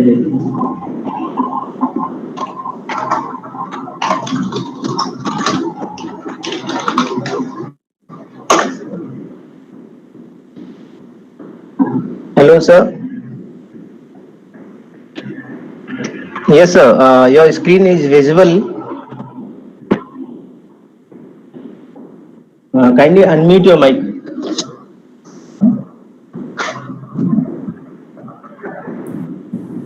Okay. Yes, So, sir. so screen is visible. So, Yes, sir. Now, sir, issue is now resolved. Your screen is visible now. so no, it's a presentation there. Yes, sir. Your screen is usual. You can start. No, you see the presentation, no? Yes, sir. Yes, sir. Okay, okay, I start. Just okay. ठीक है, इसको लगा दे एक minute. So, good morning to all. I'm really sorry for this particular delay. It may be due to a technical problem in one of the laptop, and we have to shift for other. So today, basically, we are going to discuss something about the basic concept of the hybridization of the process in the non-operation machining process. John का जो print होता है उसको दो बन जाते हैं slide अपना। हाँ, यहाँ देखना अपना तो बन जाए उसके। हाँ, हमने जैसे प्रिंट अभी बता रहा हूँ दो बन जाएंगे। सर्च ना होता है तो एक प्रेजेंट की बन जाए। अब आप जिसको भी फिल कर लोगे ना।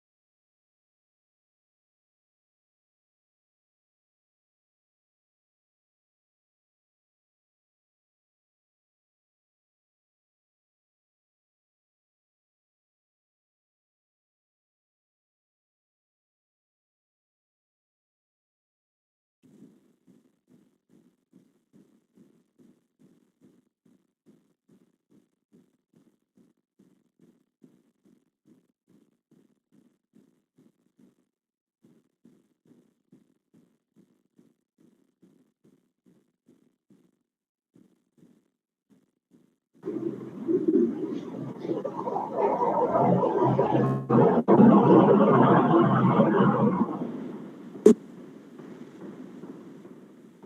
स्क्रीन आ गया, आवाज अनम्यूट इनसे कहो, अनम्यूट कर ले, अनम्यूट आवाज तो आवाज आएगी, अनम्यूट करो।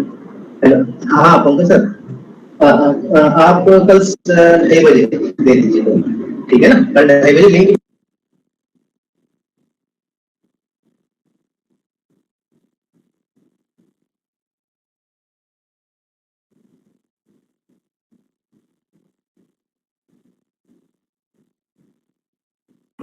अब देखो तो ओके, आ रही है आवाज अब? Ravi, getting the voice? Yeah sir, yeah आ रही है। तो प्रेजेंटेशन शेयर हो रही है? जी। हाँ Okay. So basically, okay. So we continue with this. Sorry for a number of delays. So basically, we start with the basic concept of the manufacturing, that the concept that start with when we start making something by hand. Like the development of the first wheel, rolling wheel, is the manufacturing process. And what is the purpose of the manufacturing process? Like, for example, if we take a metal rod of 1 kg, and generally we get that particular rod at the rate of 50 to 60 rupees per kg, because it's the cost of the metal MS rod. But if we perform some manufacturing process like a turning, and we convert that particular rod into some bolt, what we did, we remove some material from the same machine. With the help of machine, we remove some material from the product, and we spend some time of the manufacturing process, because we make that product useful for a particular purpose, so it adds the value. That is the basic concept of the manufacturing process. And the manufacturing process are basically are of two types. One is a primary manufacturing process, and the second is a secondary manufacturing process. In the primary manufacturing process, we give the basic shape to the product, like the casting, forming, metallurgy, photometrology. These are the primary process. And the secondary manufacturing process give the final shape to the product. It's called like, for example, the primary manufacturing process, if you are supposed to make a pizza, so but the base, the ingredient, the furnace, they are the primary manufacturing process for making the pizza. And their packing, their different sauces, and all these are the secondary manufacturing process that make the pizza either the taste better, or the look better, or the safety for the packing. So those are called the secondary manufacturing process. So basically, when we discuss about the secondary manufacturing process, they are the metal removal process. In the primary process, they are the metal addition process, like a casting. We add the metal in the product. So in the secondary manufacturing process, we have the machining. The material is removed by the sharp cutting tools, like a turning, milling, drilling. And the abrasive machining, material is removed by the hard abrasive particle. And the non-conventional machining process. The basic difference, the many people already tell you what is the difference between the conventional and non-conventional machining process. In the conventional machining process, there is a direct physical contact between tool and the workpiece. Like, what happened that when we say the tool and workpiece, there is a direct physical contact between tool and workpiece. The assumption is the tool is always harder than the workpiece. Then only we cut the material. But as a designer, as a metallurgical pupil, if I am designing a product, my requirement is I will design the product that have a lot longer life. Like, I am designing the engine for a car. I never say compromise with the material of the engine cylinder, material of the piston. I try to the best available material for manufacturing a car, especially if I'm manufacturing a racing car or high-end car, the best available. So, to cutting or giving the shape, material have no value until unless we are not able to convert that material into some useful product. So, giving the shape by using a conventional tools, we are supposed to create or develop the tool that are harder than the materials that available. So somewhere we have to compromise between the design and the production engineering. For those applications where the money is not a constraint, the final shape and accuracy is the most important criteria for our industry. We use the non-conventional machining process. The non-conventional, because in this particular process, non-conventional machining process, there is no direct contact between tool and workpiece. We can use a softer tool to cut the harder materials. Any type of hardness we can cut with the soft material. That is the basic beauty. But we can't say we have the replacement of conventional tool cutting process with the help of non-conventional machining process. No.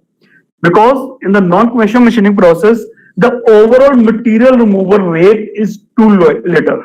So due to the lesser material removal rate, we always think like if someone is asked to remove the material from the surface, we always think about the turning process, lathe machine. If someone asks about to drill the hole, we always think about the EDM process.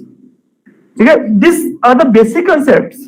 We can't generalize this. Okay, we every time we go to the go to the non-conventional machining process. Non-conventional machining only when it's not practically feasible to go with the product that is machined by the conventional machining process. It may be the type of the material, it may be the geometry of the material, it may be the accuracy level we required. There are many factors. Those force us to we go with the non-conventional machining process. Right? What are the basic challenge in the non-conventional machining process? The very complex, inaccessible area, like the finishing of the turbine cooling hole. The thousands of holes are there, like you can see here. The thousands of holes are there in particular blades, and we are supposed to finish these holes. It's only possible by using the non-conventional machining process. That's why high demand, increased miniature, very complex shapes are there.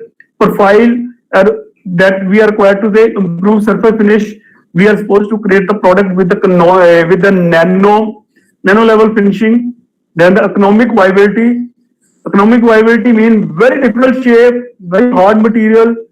Practically, it like any tool that when we use the conventional machining process, any tool it breaks. We use the non-conventional machining process of multiple parts, multiple geometries on many area of a single piece simultaneously, like a die making. Die making we use by using the EDM tools. Similar die we can make by using the EDM tool. Is a mirror image of the product that we make. Manual polishing, fast and cheap process, drilling of inaccessible hole, machining of nano micro level, and machining deep hole on a curved surface. Aim and their combinations the conventional machining process can be used for the improvements. So next, like when we do select a specific materials, for example, if you are required to stitch a shirt, first the need of the customer. What is the need of the customer to stitch a shirt? You just think about it. Like you are supposed to wear that shirt during the winter season. You are supposed to wear the shirt during the summer season, rainy season. We choose accordingly. Like in the summer, we use the pure cotton shirt. In summer, in winter, we prefer the woolen shirt. It is a need of the customer. From the need, we go to the second step is the formulation. We try to formulate the concept. Okay, I need a shirt. It's the cotton shirt for my summer with color. Then the color is also coming into the picture. Like if I'm looking for the summer shirt, I prefer light color. But if we go for the winter, we prefer the dark color. And then the customer requirement. The collar, without Chinese collar, normal collar, formal, informal, full sleeve, half sleeve, all that need of the customer, we try to understand what type of stitchings are there, all are the customer needs. What will the size, what will the fitting, tight fitting, loose fitting, all that we understand. Then it comes to the concept design. The tailor understand the concept, okay, they are looking for this particular, this will be the basic idea of if they cut, first they cut the cloth into the desired shape, then go to the stitching, then the final, then iron, then packing, then handover. This is then the abstract amendment, physical principle, material geometry, that we try all the understand that this is a basic requirement for all. What type of the thread we are use, what type of machine we use, what type of environment for that, what will be the effect of the color, and then it go to the design, final design of the product. The same is true for almost true for all type of the product. Whatever the product you have, we start with okay, you just go for the designing of the mobile phone. Like we all heard about in 2008, in 2002, 2003 or 4, the Nokia is one of the biggest brand in the mobile phone. No, you not find anywhere in the Nokia because they are good in their traditional phone. When the phone comes with the smart features, they are not able to cap with the market. Same you go with the Fiat car, Ambassador car. They all are the market leaders. But no, these days they are out from the market. New competitor come into the market. They are giving the product at much lower cost, number of added advantage. And what all, like when you think about 80 or 87, 80, 90, if you are supposed to buy a scooter, what is the procedure? Very difficult procedure at that particular time. You are supposed to fill the form first. You have to stand in the queue. You have to pay advance money. Then you have to wait for a year and two. Then they will hand over you the scooter. The number of formalities are there. Bank loan are very difficult. What are the trends these days? You just make a call. They will give you the scooter. They will take some document. Okay, what is your PAN statement, salary statement, all this. There is no need to pay. They will collect, okay, the bank are available on their doorstep. They know that the facility, computers are there, facilities are there, features are there, IoT systems are there in the all systems that IT system based system is there. This make our life comfortable. You just like these days, you just on the Amazon, you search the product. Earlier, what happened if you buy a laptop? What is the process? You go to the market, you search a different shops, and you try to finalize. Okay, shopkeeper, all the shopkeepers say, okay, these are the features, this will be the cost. These are the features, this will be the cost. Ultimately, you survey from 2, 3, 4 different shops, and you buy a product. Now, what happened? Now, you just have a concept of, okay, I am willing to buy the laptop. Just Amazon it. You will find a different option with the features, comparison, all you get in a one platform, and you will get the product safety. All these features are, this is all the IT base. And this all are made cheap, available to all the customers due to the modernization in the manufacturing scenario. Different concept, modern machine, mass production, these are all make the product cost, standardization of the product, make the cost of the product into very limited. Like there are two concepts, material properties and the manufacturing process. Like we discussed about the stitching a shirt. For example, we are supposed to stitch a shirt and the material of the stitch is the cotton. What manufacturing product we can think about? Can we think about the welding? No, because we are looking for the cotton shirt. For stitching, we can't take, we can weld on the cotton shirt. So that although the welding is one of the best process, but it's not useful for our shirt, cotton shirt. Okay? So we have to use stitching techniques. So different material are different requirement. If the material is overlapped with the manufacturing process, then compatibility, we understand the compatibility, then only we use particular materials. And then next, the material properties, manufacturing process, and sometimes the geometry of the product. Very complex geometry. We can't cut by using, for example, very complex narrow hole. You are supposed to cut the cooling water in a turbine blade. Can you think about a simple drill machine? No, but the size is very complex, very narrow size, hair size, hole are there, complex profile is there. So we can't think about the product geometry like the gun barrel. The gun barrel, Can we make a hole by using the simple drill machine? No, because inside the barrel there is a spiral shapes, grooves are there, and we require very highly accurate hole inside the barrel of our gun. That makes the compatibility. That means we need the material compatibility, product geometric compatibility, manufacturing process process compatibility. Then is the product functions. Then only we can use that particular product. This is the basic concept. If we need the compatibility between the design, machine, and material, then only we manufacture the product. Like this is a very simple example. When we say the design, there are the two design. One is the design functionality, second is the technical design. In the design functionality, aesthetic design, just look at this figure. It's a very simple figure, and something is engraved on the surface of this particular basket. What is the purpose of this design or drawing on this particular basket? It's add aesthetic look on your product. Technically, it will, the small change in this particular drawing or design will not affect the performance of your product. That is called the design for functionality, particular features, shaft, all this. The teeth of gear, if we reduce one teeth of a particular gear, can it serve the same purpose? No, because they are technically designed. The geometry or the function or the profile have a particular meaning, technical meaning. And if they are not matching, we are not able to perform the desired function. The same, the future trend from large manufacturing, we are going to the micro nano manufacturing these days. And when we say the non-traditional machining process involve material removal. In the conventional machining process, it involves the material by the chip formation, abrasive or microchipping. And situation where the mechanical method are not satisfactory, economical or feasible, we use a non-conventional. Very high strength or hardness of the workpiece, we use a non-conventional machining process.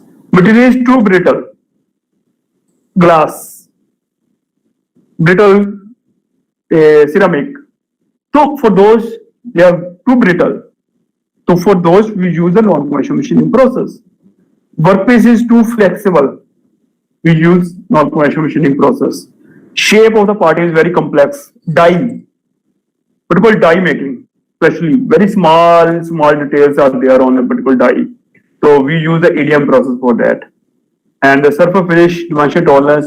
When we say the surface finish, the process that we discuss about the AFM process that we will again discuss today about the different variants of this process. Temperature rise during the processing, like the simple temperature rise. For example, in the food industry, the cutting of vegetable, packed vegetable, you will find the packed vegetable, you will find the packed, especially the meat item. What if will happen if we chop meat with a traditional knife, industrial knife? There are many chances of infections. So it may, if we start cutting, it may rise the temperature, may affect overall quality of the product. Hygienic, all these things, human touch. So we try to avoid. For those we use like a meat or vegetable, we use the water jet machine to cut the materials for packing industry. So this is the like for food industry, chip industry. What different concepts are there for different product, different concept, different requirements are there, and different non-conventional machining process. In the non-conventional machining, major drawback is we can't generalize. One process is good for all, and there is the link, or you can say gap, between the conventional and non-conventional machining process.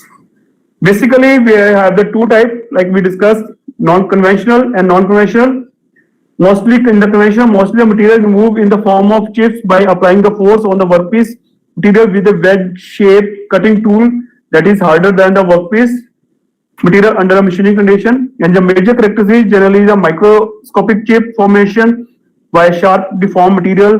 Material is moved by take place due to the application of cutting force, energy domains, and cutting tool is harder than the workpiece. This is the basic continuous chip discontinuous chips. That is the basic concept. In the traditional, we have the circle for the if the shape is circular, we go for the turning, boring, drilling, and other shape we go the milling, planer, broaching, swang, gear, and abrasive. We have the grinder like a bonded abrasive. We have the non-loose abrasive by polishing and one buffing, and we think about the non-conventional machining process, high temperature, high strength, not able to machine through conventional process. Very high temperature, very high strength material. We go for the, like I just give the example. We use the dismantling concept of dismantling of the nuclear power plant. Can we cut by using simple drill machine, simple welding or cutting torch? No, we can't. Because we are understand that if we use a dismantling of nuclear power plant, there might be chance of the dead particle might 0.001% dead particle, nuclear particle present in the system. And if we give the heat, it may blast. So we use water jet machining to cut the materials for the dismantling. For same the ceramics and composites, high cost of machining and damage caused during machining, big hurdle to the use of these materials. We understand why you use a simple for drilling a hole on a glass. You use a simple drill machine. It may break, fracture. Very complex shape, low result. We use a non-convention to meet these demand. New process are needed. They play considerable role in automobile, tool, die, mold making industry. And in the non-conventional, basic are the tools. There is no physical contact between tool and the workpiece in the non-conventional machining process. And we use different form of energy. Hardness, any hardness of the tool, we can use the soft tool to cut the harder material. We use the graphite, copper to cut the mild steel or any hard material, EN38. So this is the concept of the non-conventional. Energy, in this we use a different type of energy, like we use the mechanical, we use the thermal, electrical, chemical energy to cut the materials. And this is the overall classification of non-conventional machining process, like a type of energy, mechanical, electrochemical, or chemical energy, thermoelectric energy, mechanism is erosion, shear, ion displacement, ablation, fusion, vaporization, transfer media. This is the basic concept. What are the different type of non-conventional machining process and what are their source of energy, what are their classification, type of energy, and what are the mechanism of their material removal. And basically, when we say the mechanical based non-traditional machining process, generally we have the USM or water jet machining. In the USM, we have the abrasion or abrasive particle slurry and then the workpiece. And in the cutting jet, then the fluid and the workpiece. In the USM, we use the mechanical abrasion in the media. Solar abrasive particle we use, water jet is cutting by the jet of fluid. In abrasive water jet machining process, we use a jet of abrasive particle along with the water jet. In the thermal based process, we have the concept of melting and vaporization of the material. The concept are EDM, EBM, LVM. So in this we use the plasma, electrons and photons. The heat source is the plasma like EDM or PAM. Photons, laser beam, electron beam, ion beam machining we use. And then we have the chemical machining process. In this, like in the chemical machining process, is the one of the very useful process in the industry. Especially chemical machining process we use in formula car manufacturing, and we use to prepare the motherboard. Like a motherboard, like in a computer, the electronic board, that is the basic requirement for that its process is used to remove a uniform, like in the formula racing car. If you make a structure of the formula car and you found that the particular car has a weight of the structure is 1 kg higher than the limit you think about, and what will happen? Either you remove a particular part from the structure. If not possible, you try to remove the material from the structure. What what we will do in the chemical machining process, we make we identify the critical part and cover those particular part with some type of non-conductive material and dip our object into the chemical solution. And due to the chemical reaction, it creates material removal. And that material removal is ultimately material removed from the system. Then the concept of the electrochemical machine, ECM machine is, in this we use chemical as well as electric energy to remove the material. These are the surface profile, like in this structure we have the EDM, laser, water jet. Like EDM, this is the first figure in EDM. The reference 2.5, you slide some of the melting mark. In the laser cut marks are there. And abrasive jet, this is the flowing action. Due to the flowing action, abrasive flow like a field you flowing, the same type of structure you will visualize on this particular process. And these are the typical process like a wire EDM, their product, water jet, laser jet, plasma, all other process. And this is a comparison sheet that will show the what type of energy, what are the source of energy, economic feasibility. Like laser beam use is a low material removal and very low consumption of material. And but on the other hand, ECM, the consumption is very high and the same material removal is high. Like you just see in the table the power. The ECM, we use the power of 1 lakh volt, and the same in the LBM, we use a negligible power, very low power, because the current is only 2 ampere average. So that is the difference between these particular process. Like in EDM process, the power consumption is 2700. Hello. Hello? Yeah. Well, sir, can you full screen the PPT? It's already a full screen. Actually, the PPT is showing in a smaller way. No. It is there. You just double click on the screen, then it will be at your phone. Left is here, right? It's already here. It's already full screen. No, sir, there is no problem from your side. I think we are able to. I think it's, when I just click on the slides, it's moved to the next. Okay, let us see. I continue. Yes, sir. Yes, sir. Okay.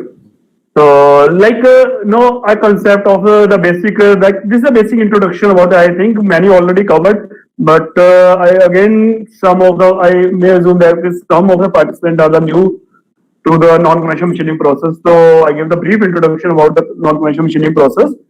So, and try to explain what is the difference between conventional and non-conventional machining process. And this is very important concept. You understand first what is the difference. You can't generalize the non-conventional machining process. If you are not able to understand the difference between a conventional and non-conventional machining, you are not able to select the particular process for a particular applications. In the non-conventional machining, this is the major difficulty, the selection of the right process, right machine for the right work. If we are not able, like if we start thinking to start a drill a hole on the non-conductive material using EDM, whatever time you spend, we are not able to cut the material. Or the same, if we think to cut mark a hole on the mild steel plate using the USM process, we can't do this because they have particular limitations. Or the same, we say that if we using the laser machining process and we are able to achieve nano level finishing, we can't. So these are the concepts generally, and because of their limitations, because of their particular area of expertise, their choice, though we have a concept of hybridization. The basic objective of hybrid manufacturing is 1 + 1 = 3. What is 1 + 1 = 3 mean? The positive effect of hybrid process is more than the double the advantage of the single process. So we try to club together in such a way that overall advantage is very much like 1 + 1 11 होते हैं जैसे, that is the concept of a hybridization. 1 + 1 is at least 3. Then we say it's the concept of the hybridization. The concept is modern manufacturing process are hybridized with other conventional, or it may be hybridized with the non-conventional machining process to create entirely new techniques with superior manufacturing and control capability. The principle is to club the advantage and avoid or reduce the adverse effect, if any, of the constituent process. That is the basic concept. Like in this particular diagram, we have the USM, ECM, the combination, ECM, LBM combination, ECG, electrochemical grinding, the combination of ECM plus grinding. This EDG, the combination of EDM plus G grinding. So different, and this ECDM, that is the combination of ECM and EDM. So any combination that we can think about. And in the classification of hybrid machining process, we have the 2 different classifications are again there in the hybridization, combined or mixed type process in which all the constituent processes are directly involved in the material removal, and assisted type of process in which only one of the material process directly involved in the material removal, while other only assist in removing by having a positive effect on the condition of machining. Like this is a combination of different energy hybrid process, assisted process like a laser assisted turning, vibration assisted grinding. The vibration assisted grinding, the main process is the grinding. Vibration, ultrasonic generally vibration, they assist in grinding. Say vibration assistant EDM. Process is EDM, assistant vibration help to overall improve the productivity of the system. When we say the mixed process, the process is clubbed together. We have the principal mechanism of the process is EDM plus ECM. Then it's a hybrid process. Now we come to the basic, what is the abrasive machining? Abrasive machining is the concept, like in a particular system we have the peaks and valleys. Like these peaks and valleys are there on our system. In abrasive machining, the purpose is when we say the micro or nano finishing level, the concept is to remove all the peaks. If we are able to remove all the peaks, what will happen? We find the bottom surface. That means the finished surface.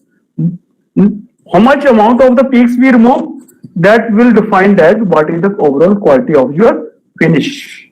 That is the basic purpose of machining. And this is the basic origin of the machining. We start with the stone machining. We have the different type of machining. Abrasive, large size abrasive, small size abrasive, and we have the loose abrasive, polishing, lapping. We have the bonded abrasive. We use the coated abrasive also. So different concept. We use the ultra fine abrasive. We have the coarse abrasive. Different type of abrasive are there. And the abrasive machining, why a smooth surface? Like reduction in the friction. When the 2 mating surfaces are there, like a bearing, shaft, general bearing, the shaft, bearing, they are direct contact. We try to minimize the friction between these 2. The bearing application is the piston cylinder. They have the friction between 2. The piston ring and the cylinder, they have the friction between, because they move with respect to each other. And if the friction is higher, roughness is higher, their wear tear is higher, and we try to minimize that wear and tear using in the piston ring. Either we use very finished, highly finished surface, or we use a different type of materials. Reduction in wear, more wear. If the rough surface is there, smooth surface is there, less wear on the surface is there. And if the more wear is there, you may find after a particular use of your car or bike, your cylinder size increase. So you have to change to insert some a liner on that particular cylinder to make a different size. We use abrasive for the appearance, like in furniture. Okay, simply appearance mean, for example, if you are supposed to buy a car, appearance, will you accept the car with a scratch on a bonnet? Definitely no. Why? It will affect the performance of the product at all? Technically, no effect on the performance, but it's the appearance. So we knew that okay, this is the basic appearance.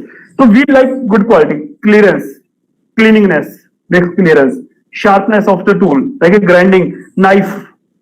We sharp it. If the knife is proper sharp, then only you cut the vegetable for with that particular knife. So we need this particular type of the concept and like a sharpener, we use the grinding wheel to sharp our knife. Yeah. And what are the different concepts for abrasive machining? There are the basically three concepts. Like one we discussed, remove material, remove the peaks and reach the valleys so that our surface will be a smoother one. Then flatten, burnishing on the surface, and then the fill. The third is the filling is painting. Simple, rub and paint. What will happen? We fill the gap between peaks and valley. It makes a smooth surface. Yeah, that is the basic concept. Okay, add material, remove the gap, and it will give the smooth surface. And the abrasive, we have a small, hard, non-metallic particle with the sharp cutting edge. Can move small amount of material, producing tiny chips. Abrasive process can be produced fine surface finish, accurate dimension tolerance. And type of abrasive, that is very simple. We use the aluminum oxide, silicon carbide, boron carbon nitride, diamond carbon nitride. Generally, we use the aluminum most commonly material because use the grinding steel and other ferrous material high strength. And then other than that, we use the silicon carbide, but the term is harder than aluminum oxide, but not as tough as aluminum oxide. So we prefer to use very high application. We use the CBN, and for some application, very high application, we use the diamond dust and CNT particle, CNT carbon nanotubes. Here are some of the application of the abrasive particle that we use. Okay, now we come to the abrasive flow machining process. The basic idea, I think, yesterday already given by the Pradeep sir. Still, I gave the basic idea. This is one of the most labor intensive, uncontrollable area in the manufacturing is the final finishing of the product. And finishing operation usually cost approximately 50% of total manufacturing cost. And this cost sharply increase in the cost when the reference value we think less than 1 micron. And in order to cater the high accuracy, high finishing, we use the AFM process. Process working principle. This process was developed by two American companies in 1960, and in 70 process was patented under method of honing. And the basic principle is use a large number of random cutting edge with indefinite orientation and geometry for effective removal of material with the chip size smaller than those obtained during machining using tool with defined edge. It's very small type of Chinese, a small chip, tiny amount. That means what will affect? The size of chip produced is very small in size. That means the overall removal of material on the surface is very less.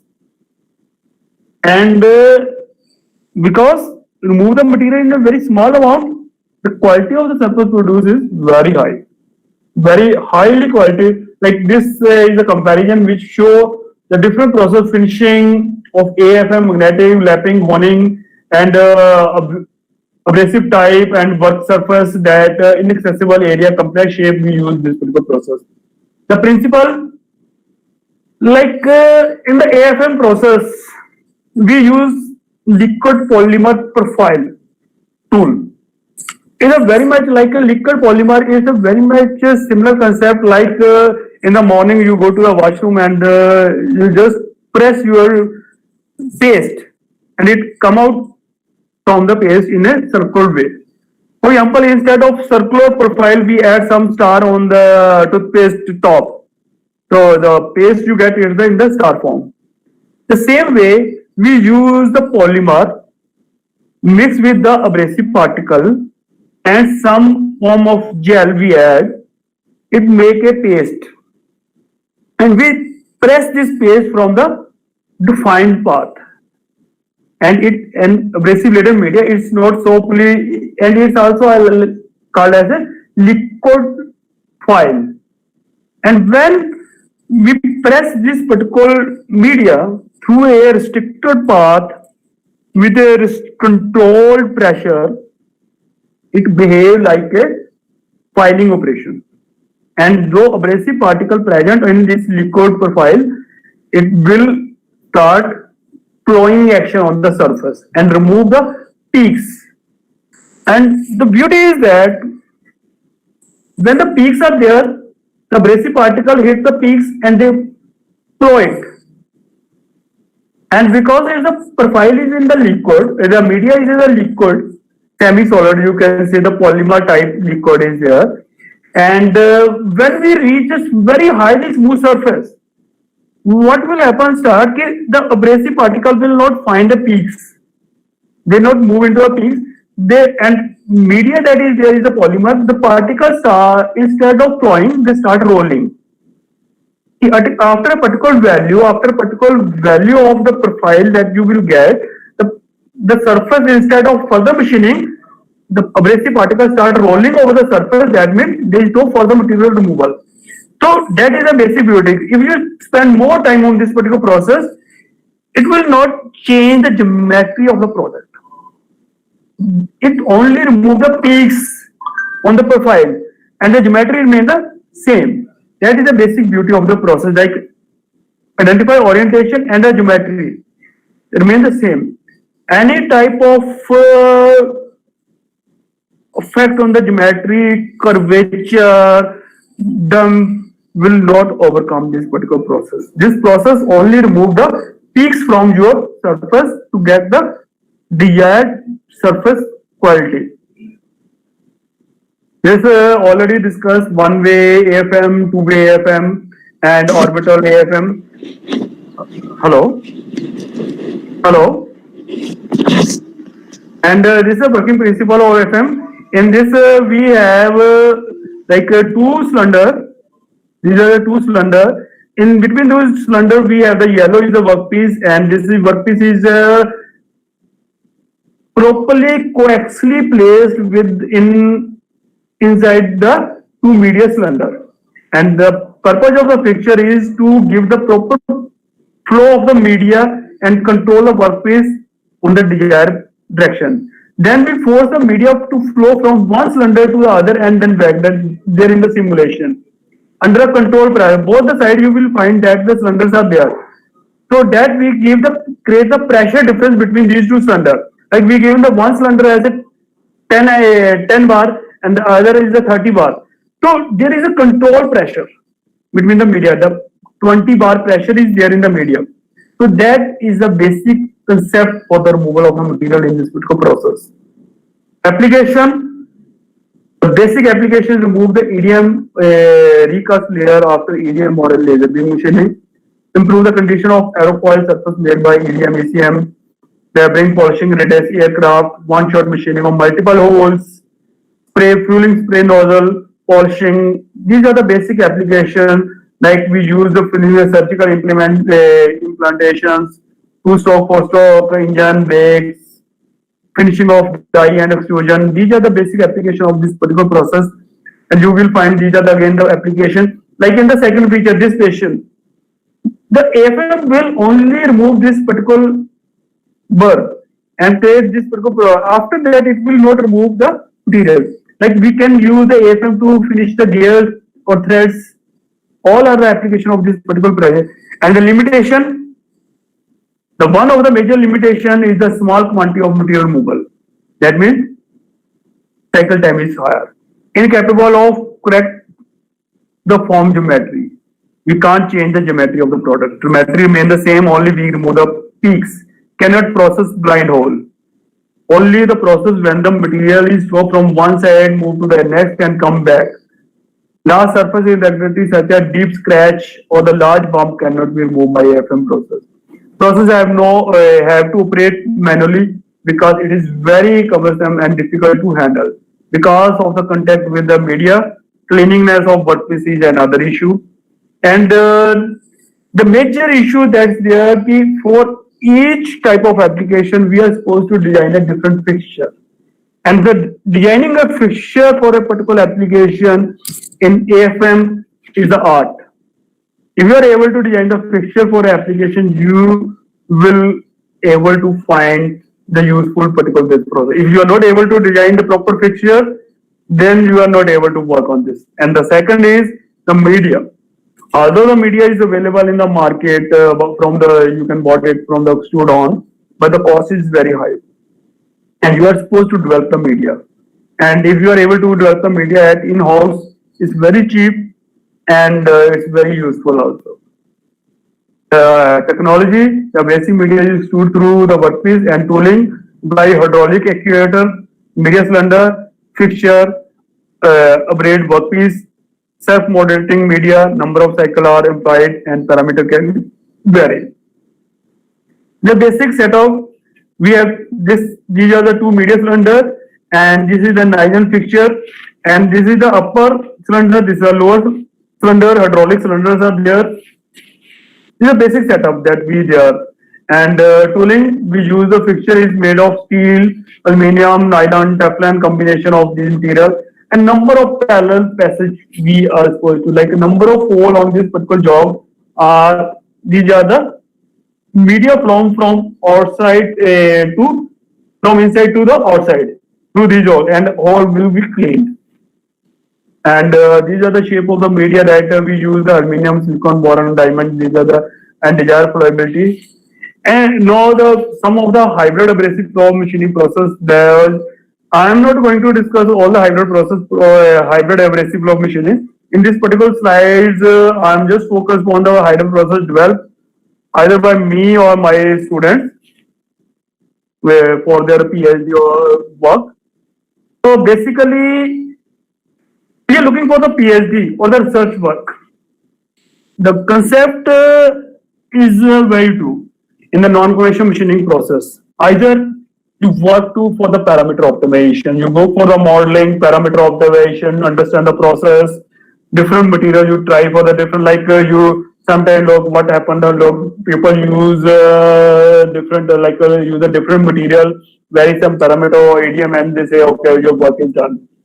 So basically, this day, due to the competition in the market, the number of people performing, doing the PhD, and these days it's very difficult to publish your research. So you need to add something new. Then only your paper will be published. Like something new, either you develop a new process, or if you are not developing the new process, you hybridize the process. And hybrid process is again the new process. And you are able to publish in the easy way in the better journal with a more impact factor. Or if simply working on the change in material and the parameter optimization, little bit is difficult to publish unless you did a lot. So I generally prefer to develop some hybrid process during the PhD and then we try to analyze this particular process, the detailed study.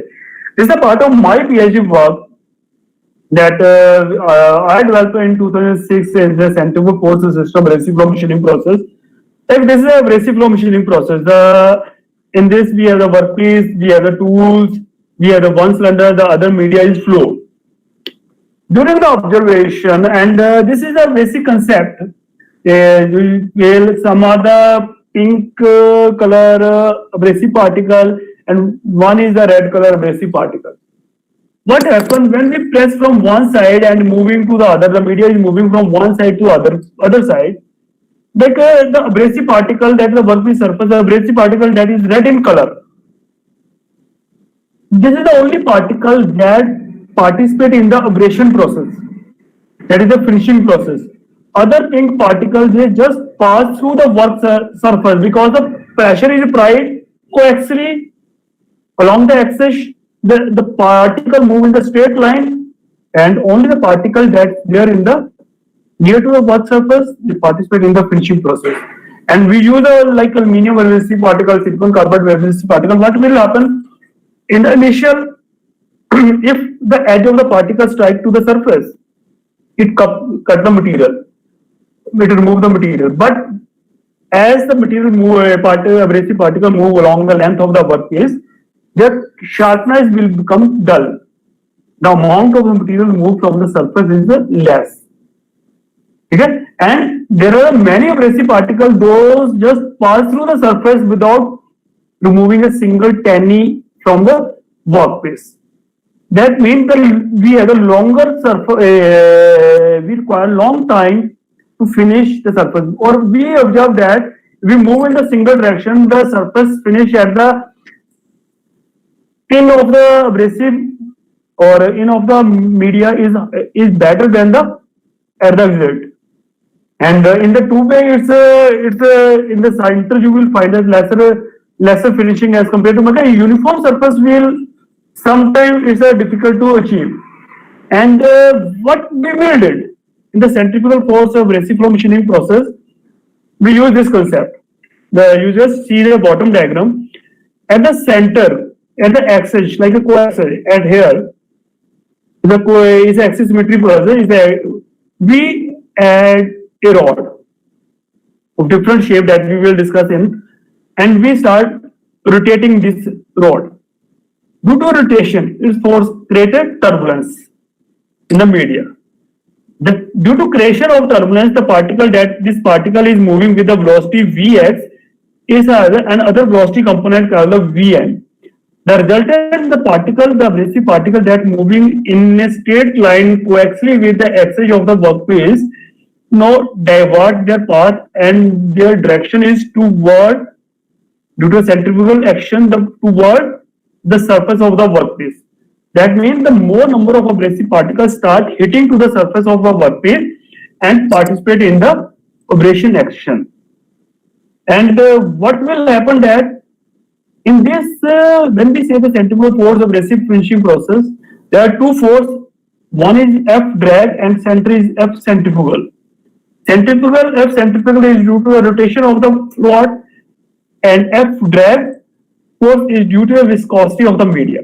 And we observe that if the viscosity of media especially in the centrifugal force system abrasive flow machining, the viscosity of the media is less, we have the better quality of the surface in a given number of cycles. That means more number, we assume more number of abrasive particles hit the surface. If the viscosity is high, especially it affects the F centrifugal force, less number of particles able to reach the desired locations.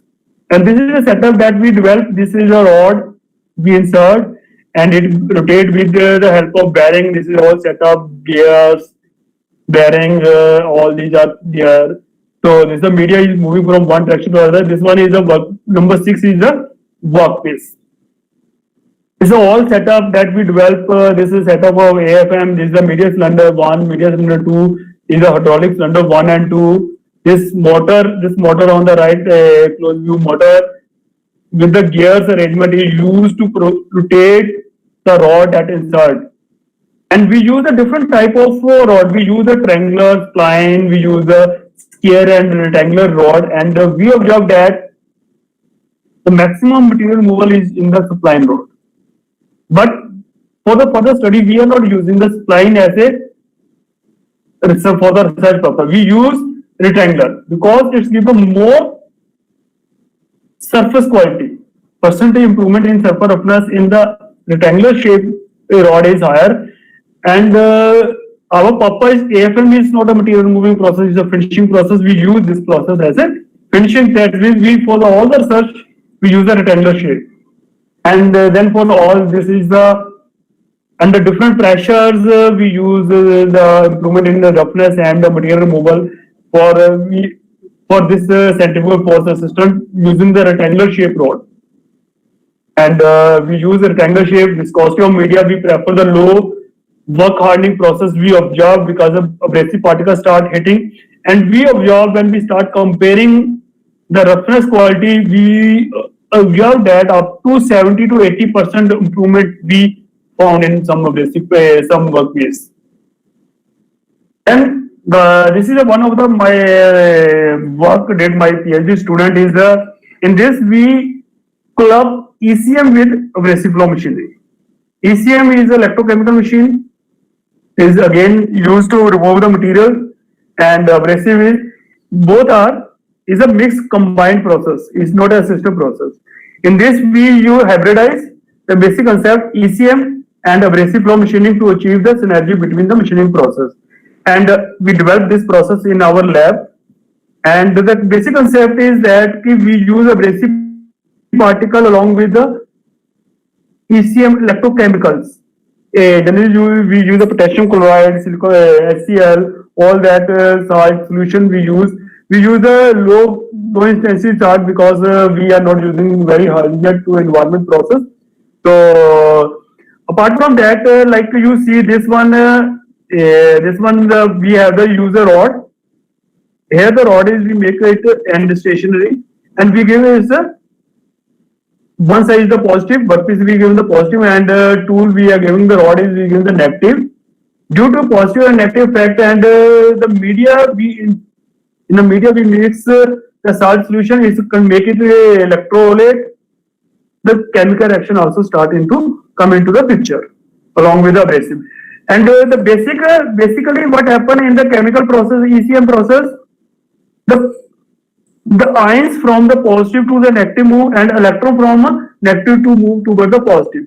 The material is moved in the form of positive and negative ions or electrons. The amount of material move is very tiny. Again, in the ECM process, in both the process, overall chip formation is in very small size, and both contribute towards the removal of materials. And this is a setup that we develop. This is a power supply we use. We have a media fixture, and this is all set up in the process. This is a two electrode that help. One is connected to the workpiece, and the other is connected to the rod that we insert. And this electrode with the help of this wire we connect to the power supply. This is the power supply, DC power supply. This is our dodec setup for this particular process. And in this we observe that when we increase the voltage, first we remove the material up to 10 volt and approximate 10 to 12 volt. After that, we found some burn mark on the surface. That means they start destroying our surface on the quality. Although the material removal always increase, but the quality of the surface finish start decline after a particular value of voltage. So we observe that this process is good. Hybrid process is good under the low voltage, because the purpose is the material removal and not a material removal is a RA value. Same, the effect of the salt molar concentration, with increase in the molar concentration, there is increase in the material removal and RA value.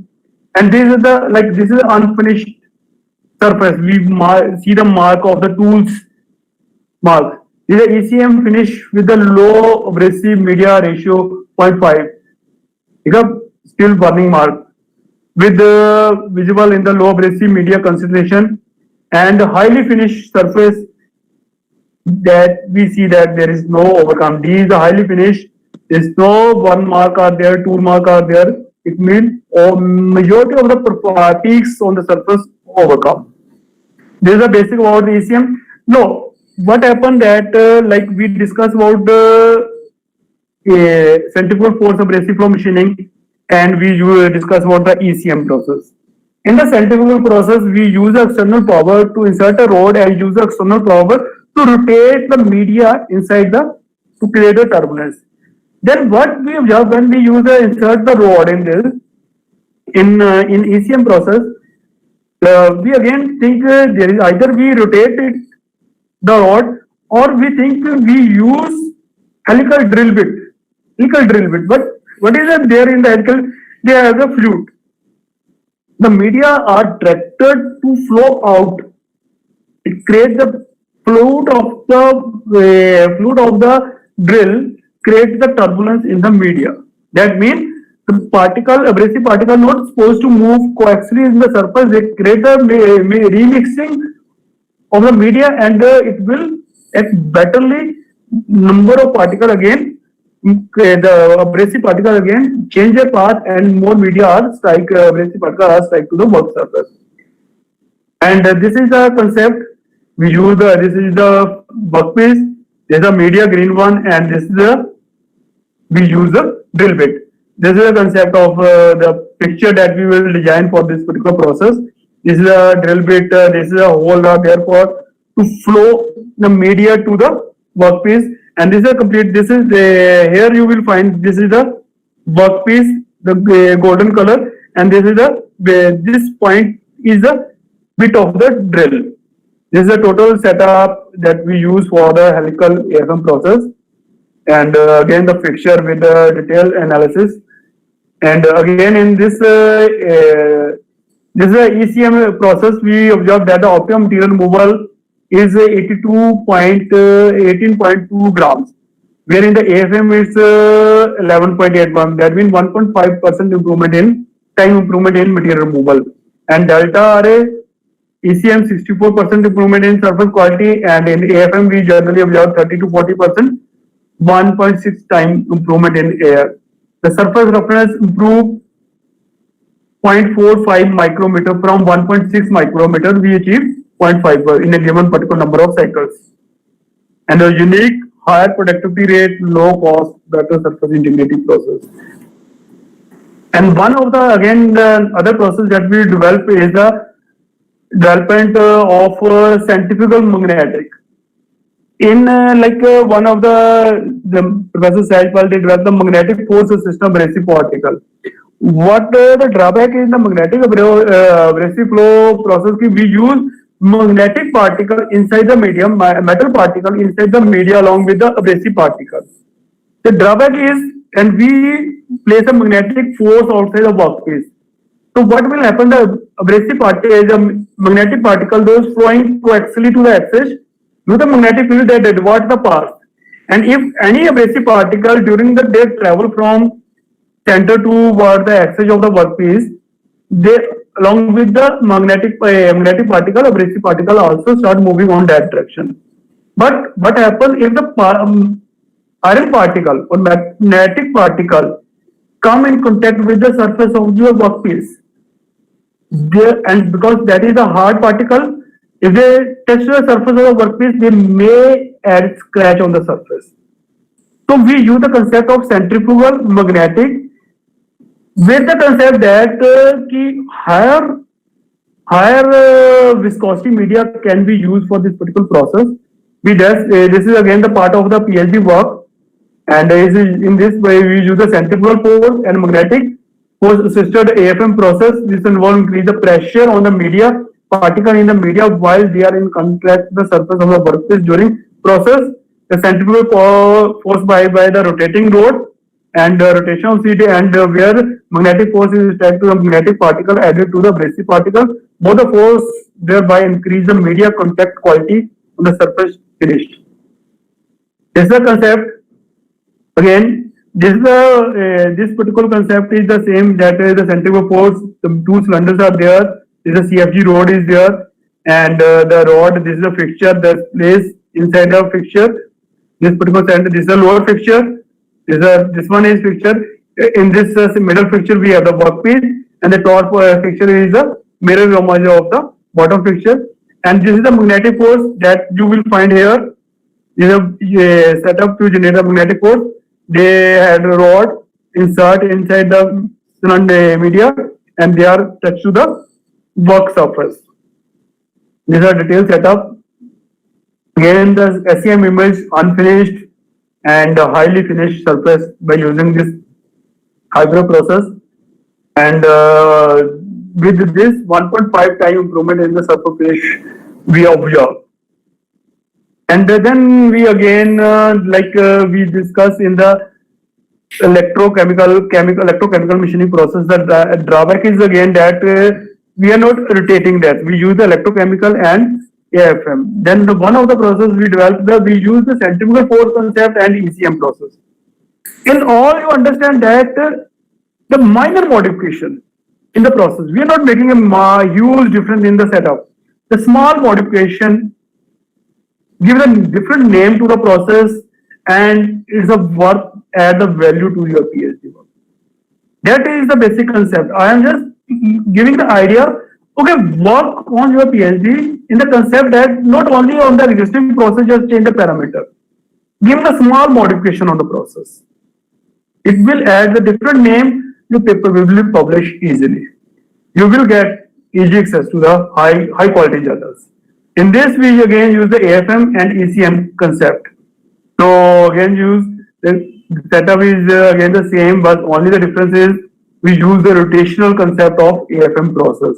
It's called the electrochemical abrasive flow machining centrifugal EC. Electrochemical C second is for the centrifugal force resistant abrasive flow machining process.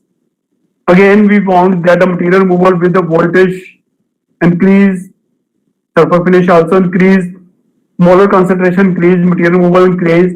So this is again the concept. Recently, we are working, just finished one of the PhD that the concept in this particular concept, we try to improve the material removal in the process. Although this is not, apart from the removal of materials, it also improve the quality for the hard materials. We use thermal abrasive centrifugal force system. Thermal means EDM assisted centrifugal force abrasive flow machining. What is the concept of EDM process? That you understand, I think you understand all. In the EDM process, the purpose is to remove the material by using melting and vaporization. Okay, what happened is due to the thermal effect, the material is melt and vaporized. And due to the abrasive particle, the hard material when the vaporized, their strength is reduced, the hardness is reduced, abrasive particle easily may remove the material. So especially for the very hard material or difficult to remove the material by using abrasive, we use this hybrid process. This is a very new process. The patent is already in the process in this particular process, and there are good number of papers are also there in this particular process. And in this we use the AFM process, the spark mechanism along with the conventional material removal mechanism of AFM. The spark generated EM process, a potential difference is applied between the rotating electrode workpiece and non-conductive environment through the abrasive media. And this is a basic concept we use, like in EDM electrode, the ions and electrons, ions are moved from one to other. Same in this, what is the, we insert the rod as a spine shape, and we try to create a very narrow difference between tool and workpiece at a point, because the wave as an EDM machine, the workpiece is given the positive or negative terminal, and the workpiece and the tool is given the terminal, and we say the sparking inside. And this is the basic concept that the ion displacement is there. The abrasive particles start due to the AFM process. Centrifugal abrasive particle divert their directions, and this is a rod. The positive and negative terminal is there, and this is again the complete setup. This is a AFM. This is a rotating rod. Insert abrasive particle, the positive terminal, negative terminal we have. This is a EDM controller is there that add to these two terminals, and this is a detailed setup we develop in the lab. And again, in this process, when we increase the current, increase in the material removal, but when we increase the current after particular value, decrease in material percentage improvement, because we found in the SEM you will observe that there is a spark marker there, like this model, different material removal, different current, different this thermal factor are there, and this particular graph will show the simple traditional AFM process, the bottom one, then AFM experiment model, centrifugal force, then the develop process and their modeling result. So you will observe that the very high material removal rate observed in this process. This is a simple AFM machining process without the spark. If we use the sparking and we will not rotate, you will see the mark of the melting of the materials on the surface. Melting and solidifying. And now we start rotating the rod inside, and we still find some spark are there on this particular point. That means thermal effects are there on the surface, and if we properly rotate at high speed, mass are there, it melts the surface, more material removal are observed. And the same SEM image without finishing or surface finish at using process with 100 mesh size and produced using the static electrode without rotation or float. So, hello, Ravi, Dr. Ravi. Yes, sir, I'm there. I'm here. So, we will continue or we have to stop? Sir, I think, sir, it's a session break time, so you can bind up over here, sir. I think there are so many things about the habit you have covered already, sir. So, okay, I just give you 5 minutes. I just a brief idea about other 9. Yeah. So, Yes, apart these are the some. Okay, so these are the some of other process that we develop. Like we investigate the ultrasonic resistant DTM process that we insert. Basically the concept is to for improve the flushing of the media. Like the particle you observe that a Debber particle sorry. You observe that the Debber particle are there in air due to ultra.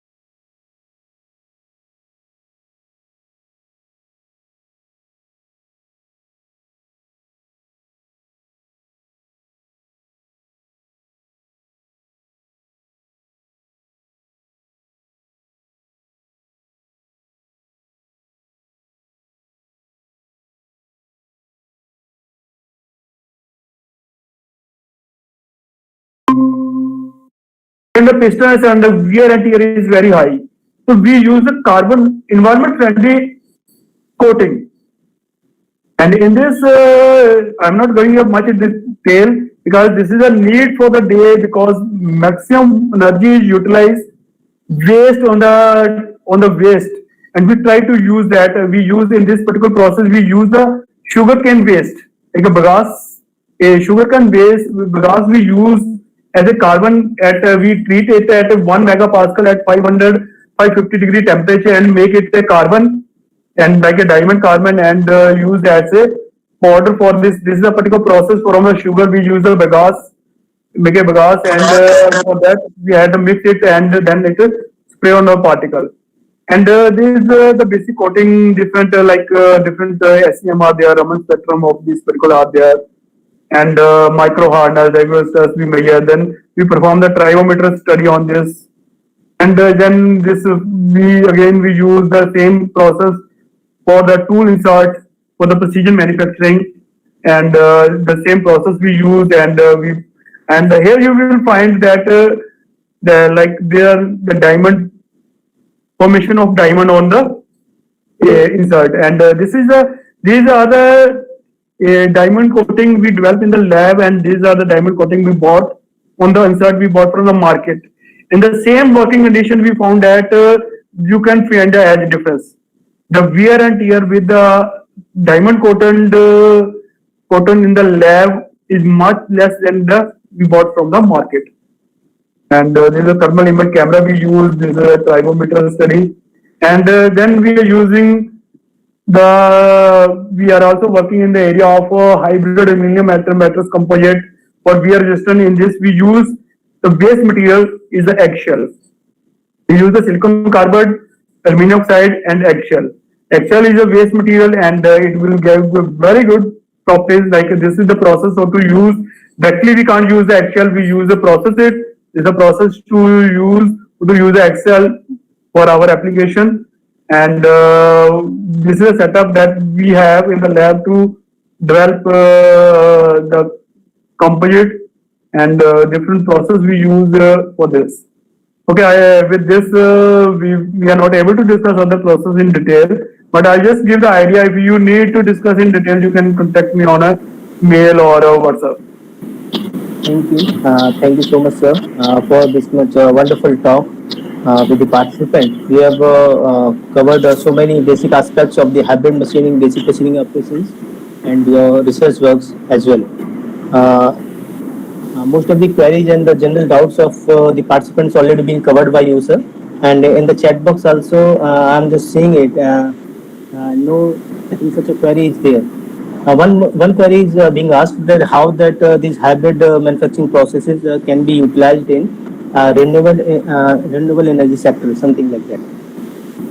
Basically, the concept is again the same. We are trying to understand the need, what you are able to develop. We can't generalize that all the process will work on the same process. Like we use the coating, like we have discussed about the thermal coating, HVF coating. HVF coating is used for especially for HVF coating, especially used for thermal screen layer. It will create some type of layer on the solar panel so that the dust they will not attach to the dirt and any other materials. So these concepts are there different like solar panel are in brittle nature, how to machine those, how to create flexible. So applications are there. Just need to understand from where we will start. Yes, sir. Thank you. Thank you so much, sir. And Dr. Ravi, can I ask one question? Dr. Manish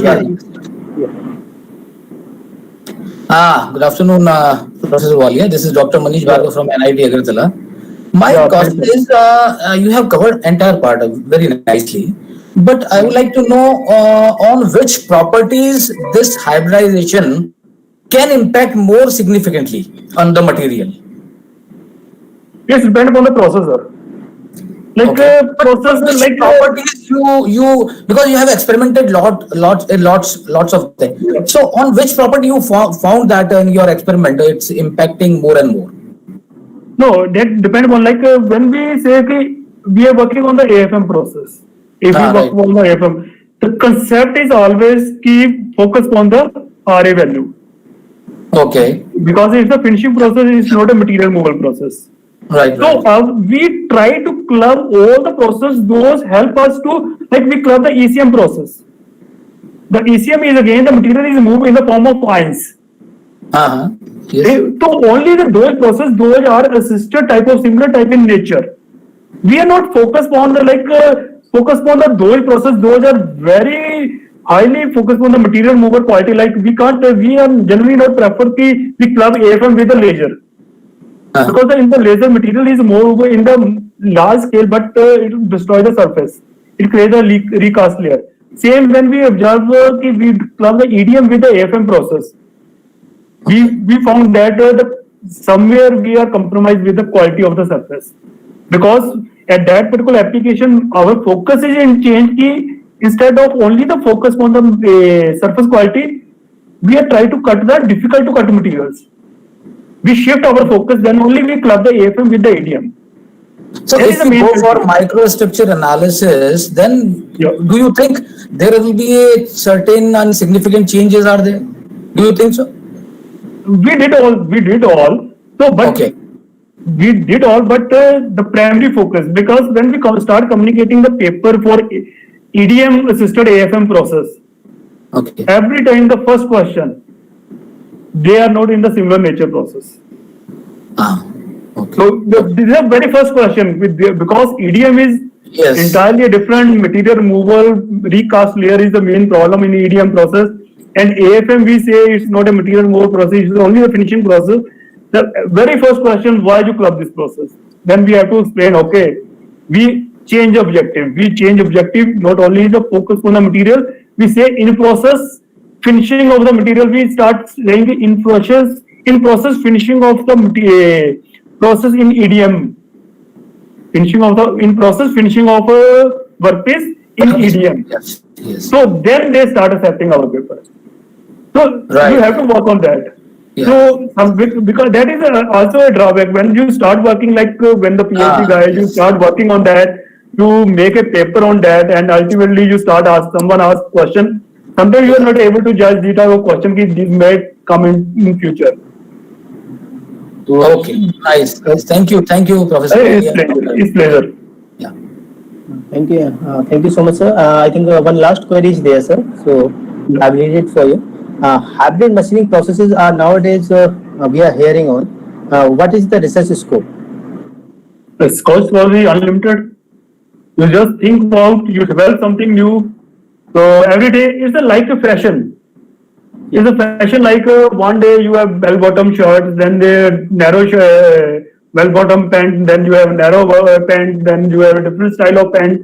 Every time you change your hairstyle, everybody find a different style of hair. So same the eyebrow process. You think about, you develop a process. We say the concept is hybridized for the environment point of view. Environment is the main priority. So we try to focus the process like we start moving the HBF thermal coating. We use a hybrid metal mattress composite. So where we use some type of natural resources, waste resources as a composite. So that is the basic concept we try to understand. So understand in this particular process. Ki scope is unlimited, understanding is required, and the first to define the need and then only start working on that. Exactly, sir. I think we have covered all the queries. So I would like to thank you so much again, sir. And Okay. I think you have Otherwise, Ravi, I just need to add that Ravi is already working on this particular area. They have quite good work on that. So if you have any queries, you can contact anytime to Ravi. So he will definitely able to help you. So otherwise, we people are always there. No, not at all issue. And thanks Ravi for choosing such a wonderful topic for this particular talk. So I really thankful to you for the entire team, Ravi, Mohit, and all the team. thank you so much, sir. Well, Thanks yes. a lot. Okay, sir. Okay, sir. Thank you. So, dear all participants, it's a session break now. Our next talk will be started at 4:30. So, you can take a break over here and please join before 2:30 so that we continue. Thank you. Thanks a lot. Thank you all.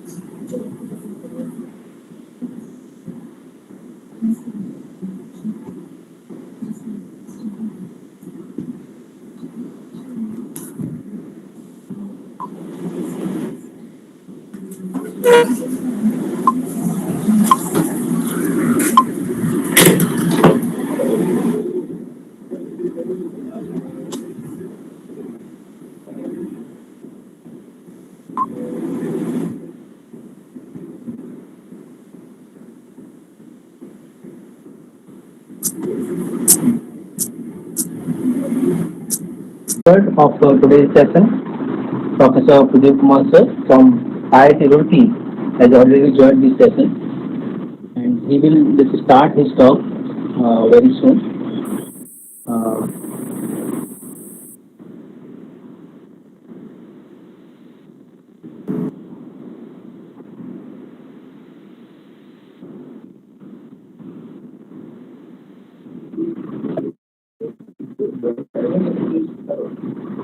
uh,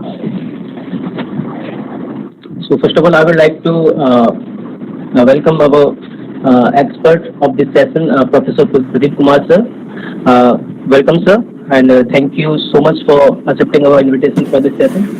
Thanks a lot, sir. So, uh, you are again welcome, and sir, please share your views with the participants. Sir, please, you can start, sir. So how to share? Uh, so you can share a presentation, sir.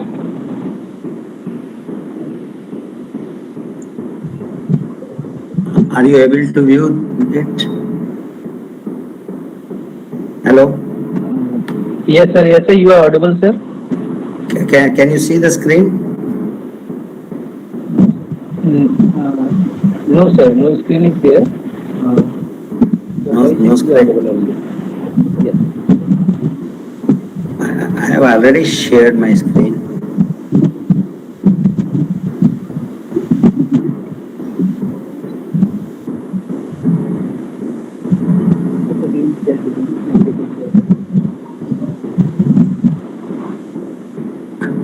Are you able to view the screen? Yes, sir. Yes, sir. It is there, sir. It is visible, sir. Visible, okay. Yes, sir. So participants have joined? Yes, sir. Most of them have joined, and some will just join in between. So no issue, sir. They will permit in between also. You can start, sir. Should I start? Yes, sir. Definitely. Thank you very much for giving me the opportunity to present the lecture on this joining of bulk material through microwave energy. I understand most of the participants must have seen the micro oven, and it is almost in every house. And what they do in micro oven, they heat the food, they heat the water, they heat the tea, etc. And also they also must be knowing that if they put a metallic object within the micro oven, that it will not heat, rather the spark will be there, and sparking will there, and it will spoil the micro oven. But we have done at IIT Roorkee, we have done the joining of metallic plates and other things also. I will subsequently show in my slides in the micro oven using the microwave energy.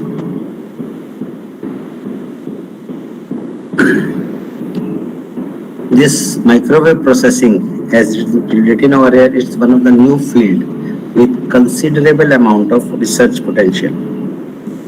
It is accepted as a novel method because of it offers specific advantages in terms of time and energy efficiency. If you do the welding, conventional welding or conventional joining, lot of environment pollutions are there, takes time.